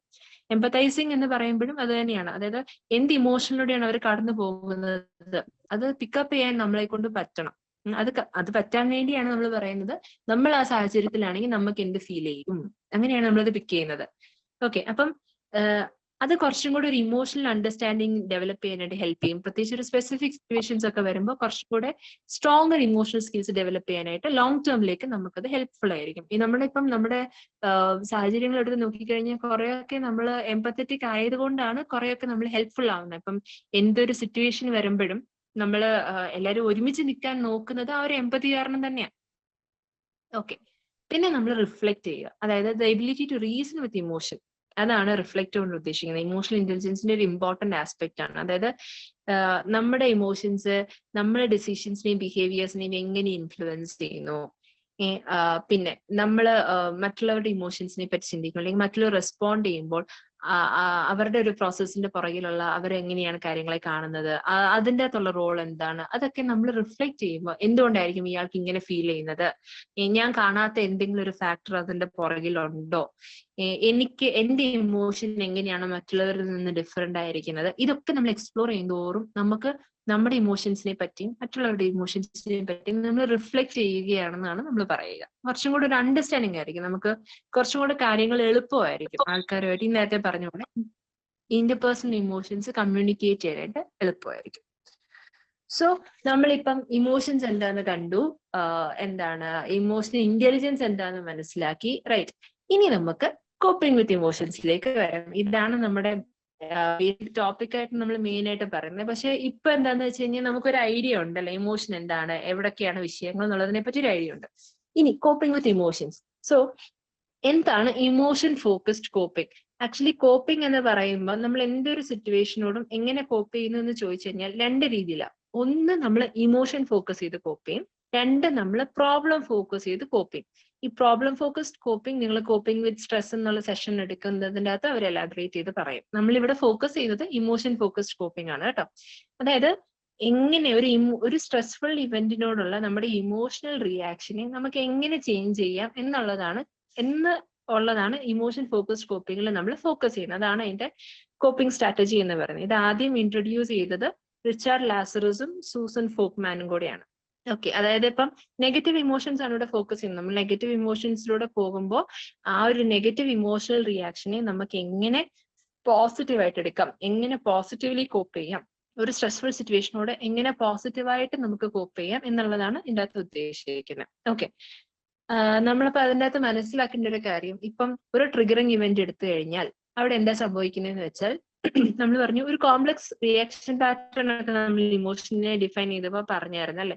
സോ നമ്മൾ പറഞ്ഞു അവിടെ തിങ്കിങ് എന്നൊരു എലമെന്റ് ഒക്കെ വരുന്നുണ്ടെന്ന് നമ്മൾ പറഞ്ഞു. സോ നമ്മൾ ഒന്നും കൂടെ ഒന്ന് സൂക്ഷിച്ചത് നോക്കുകയാണെങ്കിൽ ഒരു സ്ട്രെസ്ഫുൾ ഇവന്റ് അല്ലെങ്കിൽ ഒരു ട്രിഗറിങ് ഇവന്റ് ഉണ്ടാകുമ്പോൾ എന്ത് സംഭവിക്കുന്നു, നമ്മൾക്ക് ഡെവലപ്പ് ചെയ്യുന്നത് നെഗറ്റീവ് തോട്ട്സ് ആയിരിക്കും. സ്വാഭാവികമായിട്ട് നമുക്ക് നെഗറ്റീവ് തോട്ട്സ് ആയിരിക്കും വരുന്നത്. നെഗറ്റീവ് തോട്ട്സ് വരുമ്പോൾ, തോട്ട്സ് നെഗറ്റീവ് ആണെങ്കിൽ ഇമോഷൻസ് എങ്ങനെയായിരിക്കും? ഇമോഷൻസും നെഗറ്റീവ് ആയിട്ട് തന്നെ ആയിരിക്കും നമുക്ക് വരുന്നത്. ഇമോഷൻസ് നെഗറ്റീവ് ആകുമ്പോൾ ഈ പറഞ്ഞ കൂട്ട് ഒരു ഫിസിയോളജിക്കൽ റെസ്പോൺസ് നമ്മൾ ഡെവലപ്പ് ചെയ്യും. ചിലപ്പോൾ ഈ പറയുന്ന കൂട്ട് ഒരു ഹീറ്റ് ഓഫ് ഫ്രഷ് ആയിരിക്കും. ചില ആൾക്കാർ പറയല് ഒരു മരവിപ്പ്, ഒരു ഭയങ്കര ഒരു അൺഈസിനെസ് ചെയ്യുന്നു എന്നൊക്കെ ആൾക്കാർ പറയും. അത് പിന്നീട് നമ്മുടെ ബിഹേവിയറിൽ റിഫ്ലക്ട് ചെയ്യും.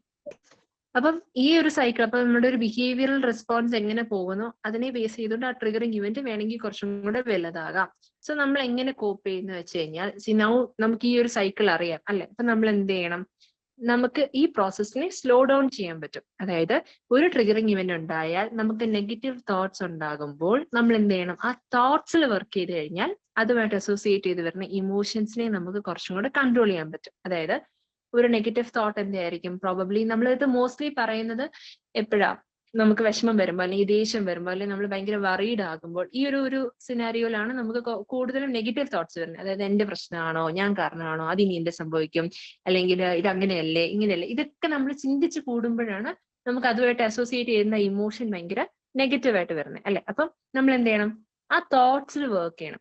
ഇങ്ങനെ എന്തുകൊണ്ട് ഞാൻ ചിന്തിക്കുന്നു, അല്ലെങ്കിൽ ഇങ്ങനെ തന്നെ ആവണമെന്നുണ്ടോ, how can I change my thought? അത് ചേഞ്ച് ചെയ്യുമ്പം എന്റെ ഇമോഷൻസിനെ എനിക്ക് കുറച്ചും കൂടെ കൺട്രോൾ ചെയ്യാനായിട്ട് സാധിക്കും.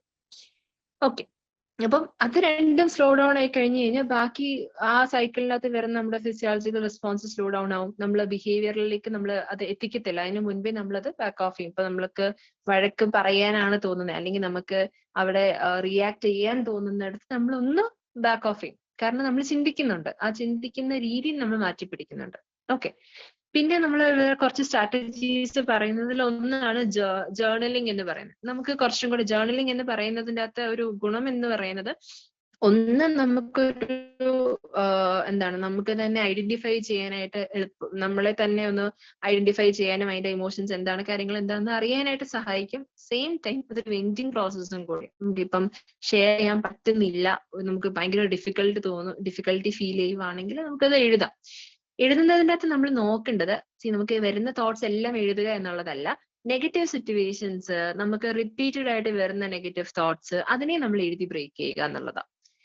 അതായത് ഈ പറയുന്ന തൊട്ട് നമുക്ക് നമ്മൾ അതിനെ അക്നോളേജ് ചെയ്യുമ്പോൾ നമ്മൾ ഓക്കെ, എനിക്ക് ഇങ്ങനെ ഒരു സിറ്റുവേഷൻ ഉണ്ടായി, ഇത് എനിക്ക് ദേഷ്യമാണ് ഉണ്ടാക്കുന്നത്, അല്ലെങ്കിൽ ഇതിന്റെ ഒരു ഇമോഷൻ ഞാൻ എക്സ്പീരിയൻസ് ചെയ്യുന്നത് സങ്കടമാണ്, ദേഷ്യമാണ്. അപ്പം അവിടെ എന്നാലും ഞാൻ ദേഷ്യപ്പെട്ടല്ലോ, അല്ലെങ്കിൽ എനിക്ക് വിഷമമായി പോയല്ലോ, അങ്ങനെയല്ല നമ്മൾ ചിന്തിക്കേണ്ടത്. എനിക്ക് വിഷമം വന്നു, that's all right, it's okay. എനിക്ക് ദേഷ്യം വന്നു, ഓക്കെ, ഇറ്റ് ഹാപ്പൻസ്. നമുക്ക് എനിക്കിങ്ങനെ ഫീൽ ചെയ്യാനുള്ളത് വളരെ മാനുഷികമായിട്ടുള്ളൊരു കാര്യം തന്നെയാണ്. അതിനെ ഞാൻ ജഡ്ജ് ചെയ്യാൻ നിൽക്കരുത്. എനിക്ക് ഇങ്ങനെ ഫീൽ ചെയ്തു, പക്ഷെ എനിക്ക് എന്തുകൊണ്ട് ഇത് ഫീൽ ചെയ്തു, ഇതിങ്ങനെ ആയിരിക്കണം എന്നുണ്ടോ, ഇതിന് നമ്മൾ ഔട്ട് ഓഫ് ദ ബോക്സ് ചിന്തിക്കുന്നത് പോലെ നമ്മൾ എഴുതുക എന്നുള്ളതാണ്. ഓക്കെ, പിന്നെ പറയുന്നതാണ് mindfulness meditation. Mindfulness meditation basically ഇപ്പൊ മെഡിറ്റേഷൻ എന്ന് പറയുന്നത് എല്ലാവർക്കും ഒരുപോലെ വർക്ക് ആവേണ്ട ഒരു കാര്യമല്ല. മെഡിറ്റേഷൻ ഡിപ്പെൻസ് ആണ്. കാരണം ഇപ്പൊ നമ്മൾ ഭയങ്കരമായിട്ട് വറീഡ് ആയിട്ട് നിൽക്കുന്ന ഒരു സാഹചര്യത്തിൽ പോയി മെഡിറ്റേറ്റ് ചെയ്യാൻ പറഞ്ഞാൽ അത് നടക്കത്തില്ല. ബിക്കോസ് ഓൾറെഡി ഒത്തിരി തോട്ട്സ് നമ്മുടെ പുറകെ റൺ ചെയ്തുകൊണ്ടിരിക്കുമായിരിക്കും, അല്ലെ? പക്ഷെ മൈൻഡ്ഫുൾനെസ് നമുക്ക് പ്രാക്ടീസ് ചെയ്യാവുന്ന ഒരു കാര്യം. മൈൻഡ്ഫുൾനെസ് എന്ന് പറയുന്നത് നമ്മൾ ആ മൊമെന്റ് ഫോക്കസ് ചെയ്യുക എന്നുള്ളതാണ്. അതായത് നമ്മൾ ലൈഫിനെ എടുത്തു കഴിയുമ്പം ഫിലോസഫിക്കലി പറയുമ്പോൾ നമ്മൾ പറയില്ലേ, പാസ്റ്റ് ഉണ്ട്, പ്രസന്റ് ഉണ്ട്, ഫ്യൂച്ചർ ഉണ്ട്, അല്ലെ? നമ്മള് ഈ പാസ്റ്റ്, പ്രസന്റ്, ഫ്യൂച്ചർ എല്ലാം ഒറ്റ മൊമെന്റ് ആയിട്ടൊന്ന് കണ്ടു നോക്കിക്കേ. ജീവിതത്തിൽ എല്ലാം മൊമെന്റ്സ് ആയിട്ട് കാണുവാണെങ്കിൽ, ഇപ്പൊ നമ്മൾ ഈ ഒരു സെഷന് ജോയിൻ ചെയ്തത് ഒരു പാസ്റ്റ് മൊമെന്റ് ആണ്. അടുത്ത നിമിഷം എന്താന്നുള്ളത് നമുക്ക് അറിയില്ല. അപ്പം നമുക്ക് ആകെ കൺട്രോൾ ഉള്ളത് ഈ നിമിഷമാണ്. അപ്പൊ ഈ നിമിഷത്തിൽ ഫോക്കസ്ഡ് ആയിരിക്കാൻ ശ്രമിക്കുക. അതാണ് നമ്മൾ മൈൻഡ്ഫുൾനെസ് കൊണ്ട് ഉദ്ദേശിക്കുന്നത്. അതായത് മറ്റെന്തൊരു ചിന്തയാണെങ്കിലും നമ്മൾ മോസ്റ്റ്ലി ചിന്തിക്കുമ്പോൾ ശ്രദ്ധിച്ചാൽ അറിയാം, ഒന്നില്ലെങ്കിൽ അടുത്ത നിമിഷത്തെ പറ്റിയായിരിക്കും, അതായത് ഫ്യൂച്ചർ ഓറിയന്റഡ് ആയിരിക്കും, അല്ലെങ്കിൽ കഴിഞ്ഞു പോയ എന്തെങ്കിലും കാര്യമായിരിക്കും. അല്ലാതെ ഈ നിമിഷത്തിൽ എന്താന്നുള്ളതായിരിക്കില്ല നമ്മൾ ചിന്തിക്കുക, അല്ലെ? സോ ഇത് രണ്ടും നമുക്കൊന്നും ചെയ്യാൻ പറ്റാത്ത കാര്യങ്ങളാണ്.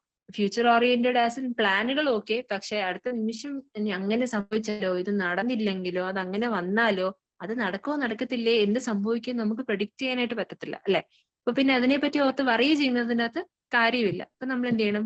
ഈ നിമിഷത്തിൽ നിൽക്കുമ്പോൾ നമ്മൾ നോക്കണം, how is it helping me? ഈ നിമിഷത്തെ ഈ തോട്ടിന് എന്ത് പ്രസക്തി ഉണ്ട്? ഞാൻ എന്ത് കാര്യത്തിലാണോ എൻഗേജ്ഡ് ആയിരിക്കുന്നത്, ആ കാര്യത്തിലേക്ക് ഇത് എനിക്ക് ഹെൽപ്ഫുൾ ആവുന്നുണ്ടോ? ഇല്ലാത്ത പക്ഷം ഞാൻ അത് എന്റർടൈൻ ചെയ്യുന്നില്ല.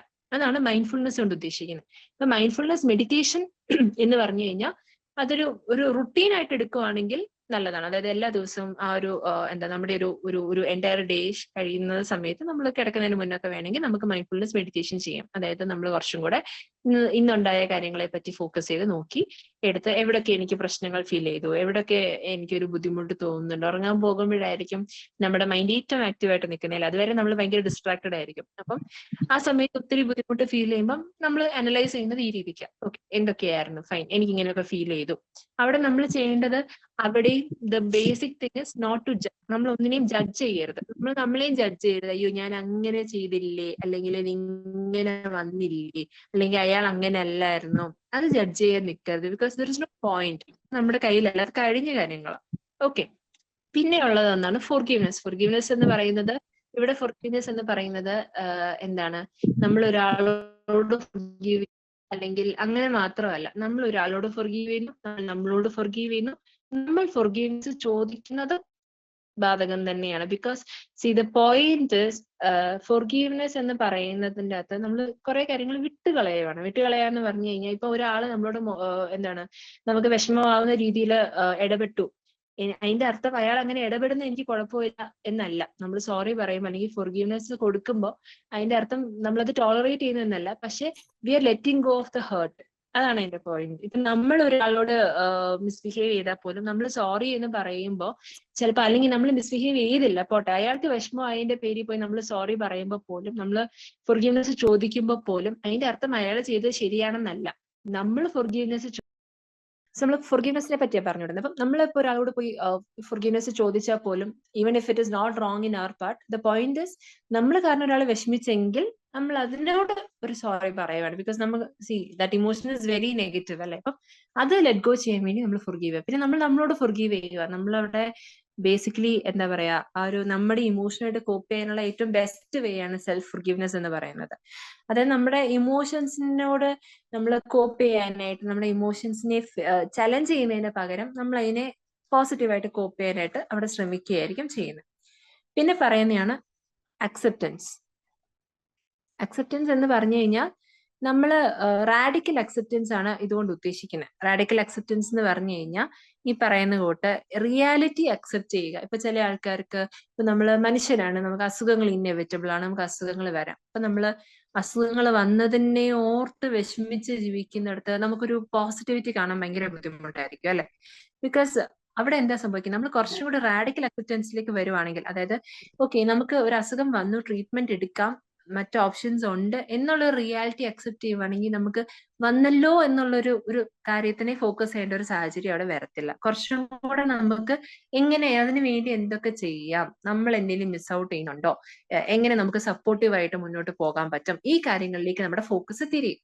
ആ ഒരു നെഗറ്റീവ് തോട്ട്സ് കുറെയൊക്കെ ആ വഴിക്ക് നമുക്ക് മാറ്റാൻ പറ്റും. അതാണ് റാഡിക്കൽ അക്സെപ്റ്റൻസ്. റിയാലിറ്റി എന്താണോ റിയാലിറ്റി അക്സെപ്റ്റ് ചെയ്തുകൊണ്ട് ആ ഒരു മൊമെന്റിൽ നമുക്ക് എങ്ങനെ പ്രൊസീഡ് ചെയ്ത് പോകാം അത് നോക്കുക. അതായത് നമ്മൾ കുറച്ചും കൂടെ പീസ്ഫുൾ ആകാൻ ശ്രമിക്കുക എന്നുള്ളതാണ് പോയിന്റ്. നമ്മുടെ ഇമോഷണൽ റെസ്പോൺസ് മാറ്റുന്നതനുസരിച്ച് നമ്മൾ കുറച്ചും കൂടെ പീസ്ഫുൾ ആയിരിക്കും. പിന്നെ ഫൈനലി പറയുന്നതാണ് ടോക്കിംഗ് അബൌട്ട് ഇറ്റ്. അതാണ് നമ്മൾ മോസ്റ്റ്ലി ആൾക്കാർ ചെയ്യുന്ന ഒരു കാര്യം. ചെയ്യാൻ ചില ആൾക്കാർക്ക് ബുദ്ധിമുട്ടുള്ളതും അത് തന്നെയാണ് കേട്ടോ. നമ്മൾ രണ്ടും അഡ്രസ് ചെയ്യണമല്ലോ. ടോക്കിംഗ് അബൌട്ട് ഇറ്റ് എന്ന് പറയുന്നത് ഒരു നല്ലൊരു വെന്റിങ് പ്രോസസ് ആണ്. നമുക്ക് ഏറ്റവും വിശ്വസ്തതയുള്ള, നമുക്ക് പറഞ്ഞാൽ കുഴപ്പമില്ല, ഷെയർ ചെയ്യാൻ പറ്റുന്ന ആൾക്കാരോട് നമ്മൾ സംസാരിക്കുക എന്ന് പറയുന്നത് ഏറ്റവും ബെസ്റ്റ് കാര്യം തന്നെയാണ്. അതിൻ്റെ അകത്ത് നമ്മൾ ഇമോഷൻസ് സപ്രസ് ചെയ്യുന്തോറും അതൊരു മാലഡാപ്റ്റീവ് കോപ്പിംഗ് ആയിപ്പോകും. കാരണം ഇമോഷൻസ് സപ്രസ് ചെയ്യുന്തോറും ഹെൽത്തിനും അത് ഒത്തിരി ബുദ്ധിമുട്ടുണ്ടാക്കുന്നതായിട്ടാണ് റിസർച്ചേഴ്സ് പറയുന്നത്. നമ്മുടെ വെൽബീയിങ്ങിനെ ഒത്തിരി അഫക്റ്റ് ചെയ്യും. സപ്രസ് ചെയ്ത് വെക്കുന്നത് ലേറ്റർ ഓൺ വലിയൊരു വിഷയമായിട്ട് അങ്ങ് മാറും. അപ്പം റിസർച്ച് സ്റ്റഡീസിലൊക്കെ പറയുന്നുണ്ട്, ഇമോഷൻസ് സപ്രസ് ചെയ്ത് വെക്കുന്നവർക്ക് ഹാർട്ട് റേറ്റ്സ് കൂടുതലായിട്ടൊക്കെ റിസർച്ച് സ്റ്റഡീസ് പറയുന്നുണ്ട്. So it's always good to talk.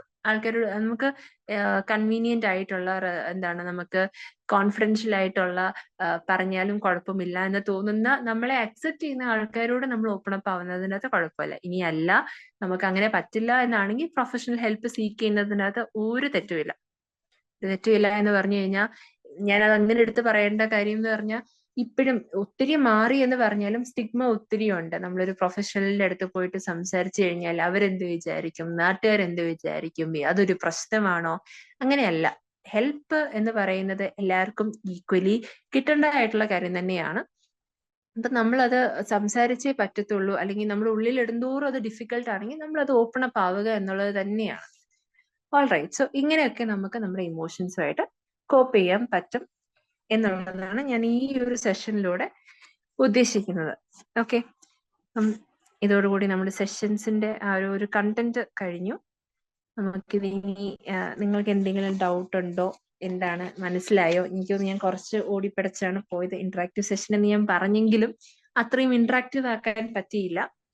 നമുക്ക് ആ ഒരു ടൈമിന്റെ ഒരു ടൈം ബൗണ്ടും കൂടെ ആയത് കാരണം പെട്ടെന്ന് തീർക്കാനായിട്ടുള്ള ഒരു കാര്യം കൂടെ ഉണ്ടായിരുന്നു.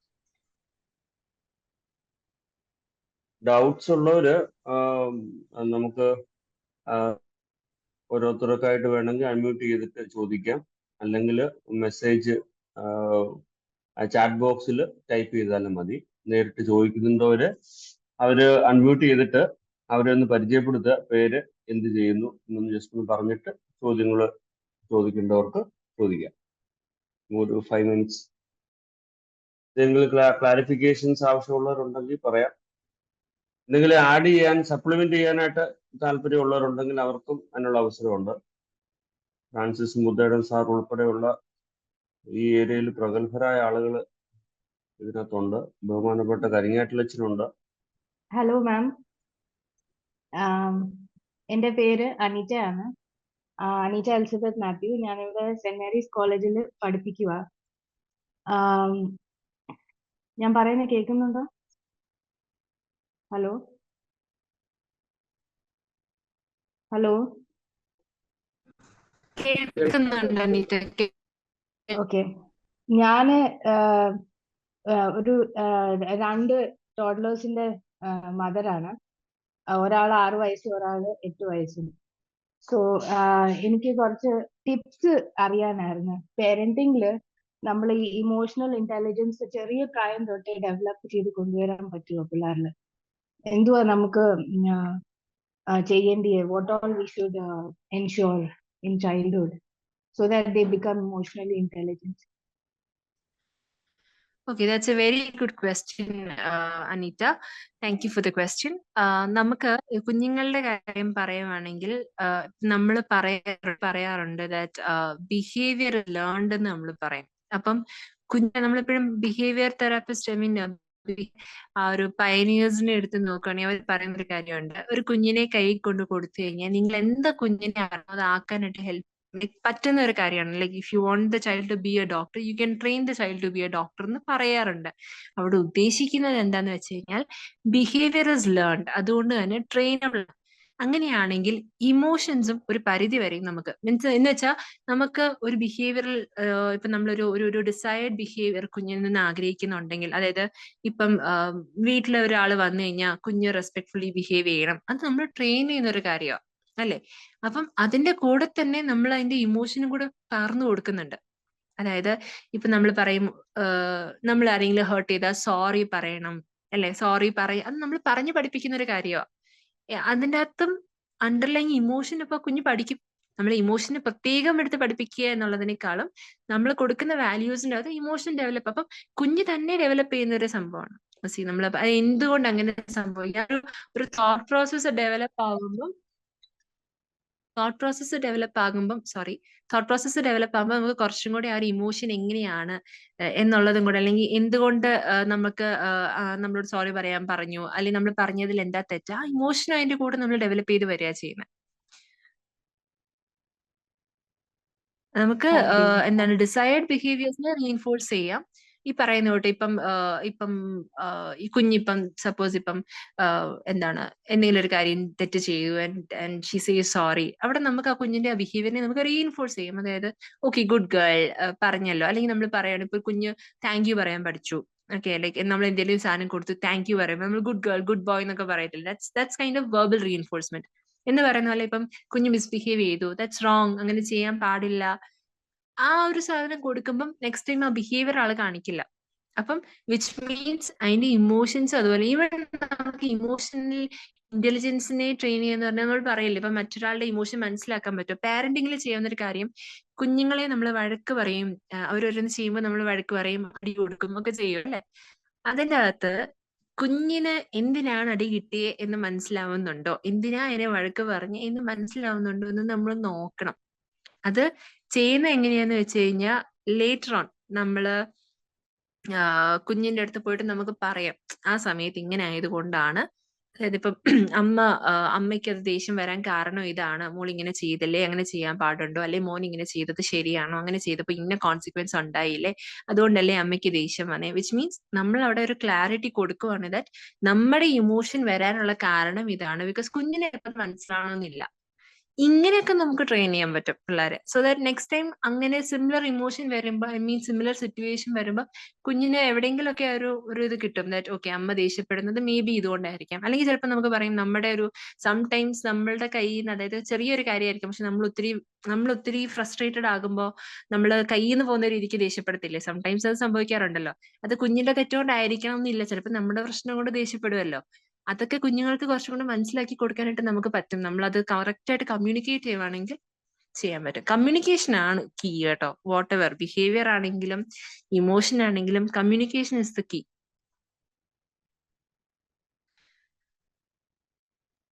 Thank you, ma'am. It was a really very insightful talk. It was Thank good. Thank you.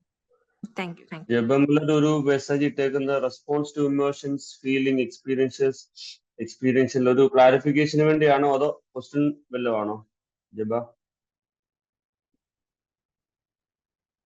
And that was part of the response to the question that was in between the session. Okay. So thank you for the session. It was really thoughtful. It covered a lot of things. Just introduce yourself, please. I'm Jeba Malar. I'm from Tamil Nadu. I teach in the Department of English, SF of Holy Cross College, Department of English from Holy Cross College, Nagarcoil. So it was a very insightful session. Thank you so much for it. Thank you. Mary, like to hear few words about suppression of emotion. Jessica madam, chat box lo oru question kodutittundu. Exaggeration. Emotion is always voluntary or involuntary? Involuntary. Okay. Suppression of ഇമോഷൻസിനെ പറ്റി പറയുമ്പം ഇപ്പം നമ്മള് mostly emotions suppress ചെയ്യുന്നത് എപ്പോഴൊക്കെയാ? നമുക്ക് suppose ഇപ്പം നമ്മളിപ്പം grief ചിലർ സപ്രസ് ചെയ്യാറുണ്ട്, അല്ലെങ്കിൽ ഭയങ്കര വിഷമിച്ച്, ഐ മീൻ ഗ്രീഫ് അല്ലെങ്കിൽ സിമിലർ ആയിട്ടുള്ള ഇമോഷൻസിലൂടെ കടന്നു പോകുമ്പോൾ നമ്മളത് സപ്രസ് ചെയ്യാറുണ്ട്. കുറെ ആൾക്കാർ സപ്രസ് ചെയ്യില്ലേ? കരച്ചിൽ വന്നാലും കരയാതെ പിടിച്ചു നിൽക്കുക, വിഷമം വന്നാലും മറ്റുള്ളവർക്ക് വിഷമമായെങ്കിലോ ഞാനത് പറഞ്ഞു കഴിഞ്ഞാൽ അവർക്ക് സങ്കടം പറയാതിരിക്കുക, പിന്നെ ദേഷ്യം കടിച്ചു പിടിച്ച് നിൽക്കുക, വെന്റ് ഔട്ട് ചെയ്യാതിരിക്കുക, അല്ലെ? ഈ എന്ത് സ്ട്രെസ്ഫുൾ വെന്റ് ഔട്ട് ചെയ്യാതിരിക്കുക. അപ്പൊ എന്താ സംഭവിക്കുന്നേ? നമ്മൾ ശ്രദ്ധിച്ചാൽ അറിയാം, ഇപ്പം മോസ്റ്റ്ലി ഇപ്പം ഒരു ആങ്സൈറ്റി അല്ലെങ്കിൽ നമ്മൾ ഭയങ്കര അങ്ങനത്തെ ഒരു സിറ്റുവേഷൻ എടുക്കുകയാണെങ്കിൽ റീസൺ ഇസ് നമ്മൾ അതിന് മുൻപേ ഇമോഷൻസ് സപ്രസ് ചെയ്ത് വെച്ചായിരിക്കും ആ ഒരു അവസ്ഥയിലേക്ക് നമ്മൾ പിന്നീട് പോകുന്നത്. ഞാൻ ഉദ്ദേശിക്കുന്നത് സപ്രസ് ചെയ്യുന്നവർക്കെല്ലാം ആങ്സൈറ്റി ഡിപ്രഷൻ ഉണ്ടാകുന്നു എന്നല്ല, ഒരു ക്ലിനിക്കൽ ബേസിലല്ല ഞാൻ പറയുന്നത്. ഞാൻ ഉദ്ദേശിക്കുന്നത് നമ്മൾ ഇമോഷൻസ് സപ്രസ് ചെയ്യും തോറും എന്താ സംഭവിക്കുന്നത്? അത് നമുക്ക് നമ്മുടെ കോൺഷ്യസ്നെസ്സിനകത്ത് നമ്മൾ പറയുമ്പോൾ കോൺഷ്യസ് ഉണ്ട്, സബ് കോൺഷ്യസ് ഉണ്ട്, അൺകോൺഷ്യസ് ഉണ്ട് എന്നൊക്കെ നമ്മൾ പറയും. അപ്പം കോൺഷ്യസ് സ്റ്റേറ്റിൽ നമ്മൾ എക്സ്പീരിയൻസ് ചെയ്യുന്ന ഒരു ഇമോഷനെ നമ്മൾ സപ്രസ് ചെയ്താൽ എന്ത് സംഭവിക്കും? അത് നമ്മുടെ സബ് കോൺഷ്യസിലേക്കായിരിക്കും പോകുന്നത്. അതുകൊണ്ടായിരിക്കും കുറെ ആൾക്കാർക്ക് ഫീൽ ചെയ്യുന്ന ഒരു കാര്യമായിരിക്കും, രാവിലെ എല്ലാവരും ഓക്കെയാണ്, വലിയ പ്രശ്നമില്ല, എത്ര വിഷമമുള്ള ഒരു സിറ്റുവേഷൻ ആണെന്ന് പറഞ്ഞാൽ അവർ എങ്ങനെയെങ്കിലുമൊക്കെ ഡീൽ ചെയ്യും. രാത്രി ഉറങ്ങാൻ പോയി കഴിയുമ്പോഴാണ് അവർക്ക് ബുദ്ധിമുട്ട്. രാത്രി ആകുമ്പോഴത്തേക്ക് അവർക്ക് ഉറങ്ങാൻ പറ്റുന്നില്ല, ഉറക്കം കിട്ടുന്നില്ല. എന്താ പറ്റുന്നതെന്ന് വെച്ച് കഴിഞ്ഞാൽ ആ സമയത്താണ് ഈ സപ്രസ് ചെയ്ത ഇമോഷൻസ് എല്ലാം കൂടെ കയറി വരും. സോ അവിടെയാണ് നമുക്ക് ഇമോഷൻ സപ്രസ് ചെയ്യുന്നത്. അത് കയറി വരുമ്പോൾ പിന്നെ ഭയങ്കര ബുദ്ധിമുട്ട്. പിന്നെ നമുക്ക് അതിനെ ഡിസ്ട്രാക്ട് ചെയ്യാനായിട്ട് ഒന്നുമില്ല, ബിക്കോസ് നമ്മൾ റിലാക്സ് ചെയ്യാൻ കിടക്കുന്ന സമയത്താണ് ഈ കാര്യങ്ങളെല്ലാം കയറി വരുന്നത്. ഇറ്റ് ബിക്കംസ് ഡിഫിക്കൾട്ട്, അല്ലെ? അതുകൊണ്ടാണ് നമ്മൾ ഇമോഷൻസ് സപ്രസ് ചെയ്യുന്തോറും ഒത്തിരി ഇഷ്യൂസിലേക്ക് അത് നയിക്കുന്നു എന്ന് പറയുന്നത്. അതുകൊണ്ട് നമുക്ക് ഉറക്കം പോകാം, ഹെൽത്ത് ഇഷ്യൂസ് ഉണ്ടാകാം. പിന്നീട് നമ്മുടെ ഈ പറയുന്ന കൂട്ട് നമ്മൾ പറഞ്ഞു മൂഡ് എന്ന് പറയുന്നത് ഷോർട്ട് ലിവ്ഡ് ആണ്, അതിന് പ്രത്യേകിച്ച് ഒരു സ്റ്റിമുലസിന്റെ ആവശ്യമില്ല. പക്ഷെ ഈ പറയുന്ന സപ്രസ്ഡ് ഇമോഷൻസ് പോലും നമുക്ക് ഉണ്ടായിരുന്ന ഒരു പോസിറ്റിവിറ്റിനെ നെഗറ്റീവ് ആക്കാൻ ധാരാളമാണ്. ഇമോഷൻസ് വോളണ്ടറി ആണോ ഇൻവോളണ്ടറി ആണോ എന്ന് ചോദിച്ചു കഴിഞ്ഞാൽ നമുക്ക് ഒരു പരിധി വരെ ഇമോഷൻസ് വോളണ്ടറി ആണെന്ന് പറയാം. അതായത് നമ്മൾ ഇമോഷനെ എങ്ങനെയാ ഡിഫൈൻ ചെയ്തത്? എങ്ങനെയാ? അതൊരു റിയാക്ഷൻ പാറ്റേൺ ആണെന്നാണ് പറഞ്ഞത്, അല്ലെ? നമ്മൾ അതിനോട് കോംപ്ലക്സ് റിയാക്ഷൻ പാറ്റേൺ ആണ്. സോ നമുക്ക് അറിയാം ഒരു സിറ്റുവേഷൻ വന്നു കഴിയുമ്പോൾ ആ സിറ്റുവേഷൻ നമ്മളിൽ എന്ത് വ്യത്യാസമാണ് ഉണ്ടാക്കാൻ പോകുന്നതെന്ന് നമുക്കറിയാം. ഫിസിയോളജിക്കലി നമ്മൾ ഒന്ന് ശ്രദ്ധിച്ചാൽ നമുക്ക് എന്തൊക്കെ ചേഞ്ചസ് വരും. ചിലർക്ക് പല്ല് കടിക്കും, ദേഷ്യം വന്നാൽ എന്തായിരിക്കും? ചിലർ പല്ല് കടിക്കും, ചിലർ ചുമന്ന് വരുന്ന കാണാം, അല്ലെ? ചിലർ ചുമന്ന് വരും, ചിലർക്ക് അങ്ങ് ഒരു പെരുപ്പ് പോലെ തോന്നും. ഇതെല്ലാം വരുന്നത് എന്താണ് നമ്മുടെ ഒരു ഫിസിയോളജിക്കൽ റെസ്പോൺസ്. അപ്പം ദേഷ്യം എന്ന് പറയുന്ന ഇമോഷൻ വരാൻ അവിടെ ഒരു ട്രിഗറിങ് ഇവന്റ് ഉണ്ട്. അതിനോട് നമുക്കൊരു ഫിസിയോളജിക്കൽ റെസ്പോൺസ് ഉണ്ട്. നമ്മുടെ ബിഹേവിയറിൽ നമ്മൾ ദേഷ്യപ്പെട്ട് പോവാ. അപ്പം ദേഷ്യപ്പെടണോ വേണ്ടിയോ എന്ന് തീരുമാനിക്കാനുള്ള ഒരു ചോയ്സ് നമുക്ക് അവിടെ ഉണ്ട്. സോ നമുക്ക് ഇമോഷൻ ഇൻവോളണ്ടറി ആണെന്ന് തീർത്ത് പറയാൻ പറ്റത്തില്ല. കുറെയൊക്കെ അത് വോളണ്ടറിയാ. പിന്നെ ശരിയാണ്, നമുക്ക് ആ ഒരു കൺട്രോള് പോകുമ്പോൾ ഇറ്റ് ബിക്കംസ് ഡിഫിക്കൽട്ട്. കൺട്രോൾ ചെയ്യുന്നതാണല്ലോ നമ്മൾ വോളണ്ടറി ആയിട്ടെന്ന് പറയുന്നത്. ഒരു കൺട്രോൾ പോകും തോറും ഇറ്റ് ബിക്കംസ് ഡിഫിക്കൽട്ട്. അതാണ്. ക്ലിയർ ആയോ? ആ ക്വസ്റ്റ്യനുള്ള ആൻസർ ആയോ?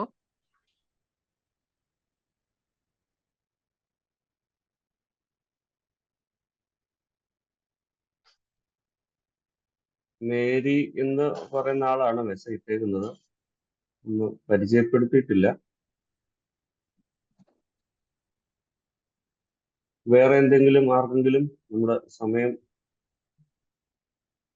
റൺഔട്ട് ആവുന്നുണ്ട്. ആർക്കെങ്കിലും എന്തെങ്കിലും ഒന്ന് സപ്ലിമെന്റ് ചെയ്യാൻ താല്പര്യമുള്ളവരുണ്ടെങ്കിൽ ഒന്ന് ഒരു കൺക്ലൂഡിങ് റിമാർക്സ് എന്ന രീതിയിൽ ഷെയർ ചെയ്യാം.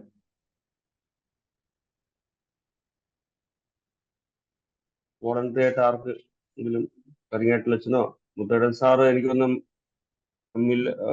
വിദേശത്താണെന്ന് എനിക്ക് തോന്നുന്നു. എന്നാ ജെസിക്ക മേഡം ഒന്ന് കൺക്ലൂഡ് ചെയ്തോ, നമുക്ക് അടുത്ത വോട്ട് ഓഫ് താങ്ക്സിലേക്ക് പ്രവേശിക്കാം.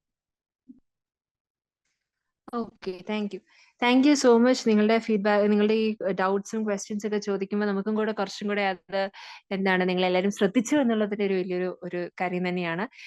വളരെ പേഷ്യൻ്റ്ലി ഇതെല്ലാം കേൾക്കാനും ഇതിനോടൊരു ഇൻട്രസ്റ്റ് കാണിച്ചതിലെല്ലാം ഒത്തിരി താങ്ക് യു.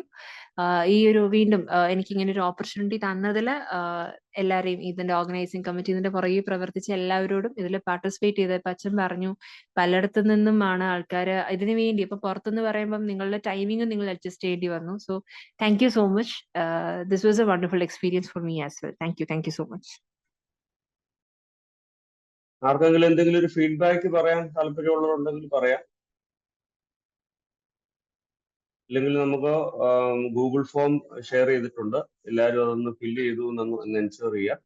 അങ്ങനെയെങ്കിൽ നമ്മുടെ ഇന്നത്തെ മീറ്റിംഗ് കൺക്ലൂഡ് ചെയ്യാനായിട്ട്, എൻ്റെ വോട്ട് ഓഫ് താങ്ക്സ് പറയാനായിട്ട് നമ്മുടെ കുറ്റൂർ സെന്റ് ഗ്രിഗോറിയസ് ബഥാന ഓർത്തഡോക്സ് ദേവാലയത്തിലെ ട്രസ്റ്റിയും അതോടൊപ്പം തന്നെ യുവനപ്രസ്ഥാനത്തിന്റെ വൈസ് പ്രസിഡന്റ് പ്രത്യേകമായിട്ട് അരുൺ വർഗീസ്, ഈ പ്രോഗ്രാമിന്റെ ഒരു ഓർഗനൈസർ കൂടിയാണ് യുവനപ്രസ്ഥാനം. അതിന്റെ വൈസ് പ്രസിഡന്റ് ആയിട്ട് പ്രവർത്തിക്കുന്ന അരുൺ വർഗീസിനെ നന്ദി പറയാനായിട്ട് ക്ഷണിക്കുന്നു. Good evening all. അച്ഛൻ എന്നെ ഇൻട്രൊഡ്യൂസ് ചെയ്തു. എൻ്റെ പേര് അരുൺ വർഗീസ്. ഞാൻ Kuttoor saint Gregorios Bethany Orthodox ഇടവാംഗമാണ്. ഞാനിപ്പോൾ നിപ്പോൺ ടൊയോട്ട പത്തനംതിട്ട ഡീലർഷിപ്പിൽ സെയിൽസിൽ ടീം ലീഡറായിട്ട് വർക്ക് ചെയ്യുന്നു. അപ്പം നമ്മുടെ WHO recommended life skills 10 sessions ആയിട്ട് നമ്മൾ കഴിഞ്ഞ മാസം സ്റ്റാർട്ട് ചെയ്തിരുന്നു. അതിൻ്റെ സെക്കൻഡ് സെഷനാണ് ഇന്നിപ്പോൾ ഇവിടെ കണ്ടക്ട് ചെയ്തത്. അപ്പം എന്നെ നിക്ഷിപ്തമായിരിക്കുന്ന കർത്തവ്യം എന്നുള്ളത് ഇന്ന് ഇവിടെ സന്നിഹിതരായിരുന്നവർക്കും ക്ലാസ് കോർഡിനേറ്റ് ചെയ്തവർക്കും എല്ലാവർക്കും നന്ദി അർപ്പിക്കുക എന്നുള്ളതാണ്. ഫസ്റ്റ് ഓഫ് ഓൾ, ഇതിൻ്റെ കോർഡിനേറ്റർ ഇങ്ങനെ ഒരു ആശയം മുന്നോട്ട് വെച്ച് ഇതിനു വേണ്ടി കൃത്യമായിട്ട് ഒരു ലേഔട്ട് ക്രമീകരിച്ച് ഇത് സക്സസ്ഫുള്ളായിട്ട് സെക്കൻഡ് സെഷൻ സക്സസ്ഫുള്ളായിട്ട് കണ്ടക്ട് ചെയ്യാൻ സാധിച്ചു. ഇതിൻ്റെ കോർഡിനേറ്റർ, ഈ പ്രോഗ്രാമിൻ്റെ അധ്യക്ഷൻ ബഹുമാനപ്പെട്ട ഡോക്ടർ പ്രണീത് തോമസ് അച്ഛനോടുള്ള നിസ്സീമമായ നന്ദി ഈ അവസരത്തിൽ അറിയിച്ചുകൊള്ളുന്നു. അടുത്തതായി ഇന്ന് നമ്മുടെ ഗസ്റ്റ് ഈ ഒരു സെഷൻ കോർഡിനേറ്റ് ചെയ്തത് miss Jessica Samuel Nedumparambil, clinical psychologist, Parumala hospital work ചെയ്യുന്ന ജെസിക്ക മാഡം. ഇന്ന് നമ്മൾ കണ്ടക്ട് ചെയ്ത സെഷൻ എന്ന് പറയുന്നത് കോപ്പിംഗ് വിത്ത് ഇമോഷൻസ്. അപ്പം നല്ല രീതിയിൽ ആദ്യം ഇമോഷൻസ് എന്താണെന്നുള്ള ഒരു കൃത്യമായിട്ടുള്ള ഒരു കൃത്യമായിട്ടൊന്ന് എല്ലാവരെയും കൃത്യമായിട്ടൊരു ക്ലാസ് എടുത്തു. അതോടൊപ്പം തന്നെ എങ്ങനെ അത് deal effectively with something difficult, that is what called coping. അപ്പം അങ്ങനെ കോപ്പിംഗ് വിത്ത് ഇമോഷൻസ് എന്നുള്ള ഒരു നല്ലൊരു ഹൃദ്യമായ സെഷൻ നയിച്ച ജെസിക്ക മാഡത്തിനോടുള്ള നന്ദി അറിയിച്ചുകൊള്ളുന്നു. ഒപ്പം ഇന്നത്തെ ഈ സൂം മീറ്റിങ്ങിന് നമ്മൾ കഴിഞ്ഞ പ്രാവശ്യം ഗൂഗിൾ മീറ്റ് ആയിരുന്നു നമ്മൾ പ്ലാറ്റ്ഫോം ഓപ്ഷൻ ചെയ്തിരുന്നത്. അപ്പം അതിനകത്ത് ഓൾമോസ്റ്റ് 165 മെമ്പേഴ്സ് ജോയിൻ ചെയ്തു. അപ്പം എല്ലാവർക്കും 100 പാർട്ടിസിപ്പൻസിനെ അതിനകത്ത് ആക്ച്വൽ ജോയിനിങ് ഉണ്ടായിരുന്നു. അപ്പം ഈ പ്രാവശ്യം കൂടുതൽ ആൾക്കാരെ പ്രതീക്ഷിച്ചുകൊണ്ടാണ് സൂം മീറ്റിങ്ങിലേക്ക് ഷിഫ്റ്റ് ചെയ്തത്. അപ്പം ഇന്നത്തെ ഈ പ്ലാറ്റ്ഫോമിന് വേണ്ടുന്ന എല്ലാ സപ്പോർട്ടും ചെയ്ത് doctor Aipe Varghese, associate professor HOD department of social work, BCM college Kottayam, സാറിനോടുള്ള പ്രത്യേക നന്ദി അറിയിച്ചുകൊള്ളുന്നു. ഒപ്പം ഇന്ന് നമ്മൾക്ക് ഈ സെഷനിൽ ഓൾമോസ്റ്റ് ഒരു 49 പേര് ലോഗിൻ ചെയ്തായിരുന്നു. ഓൾമോസ്റ്റ് ഒരു 44 പേരോളം ഫുൾ സെഷൻ അറ്റൻഡ് ചെയ്തു. അപ്പം ലോകത്തിൻ്റെ വിവിധ ഭാഗങ്ങളിൽ നിന്ന് ഈ പ്രോഗ്രാമിലേക്ക് അറ്റൻഡ് ചെയ്ത എല്ലാവർക്കും ഉള്ള നന്ദി അർപ്പിച്ചുകൊള്ളുന്നു. അതോടൊപ്പം ഈ മീറ്റിംഗ് ഷെഡ്യൂൾ ചെയ്ത ചെങ്ങന്നൂർ ഹ്യൂമൻ റിസോഴ്സ്, കുറ്റൂർസ് ഗ്രിഗോറിയോസ് ബത്താനിയ യൂത്ത് മൂവ്മെന്റ്, MGO പ്രവർത്തകർ എല്ലാവർക്കും ഉള്ള നന്ദി അർപ്പിച്ചുകൊണ്ട് എൻ്റെ വാക്കുകൾ നിർത്തുന്നു.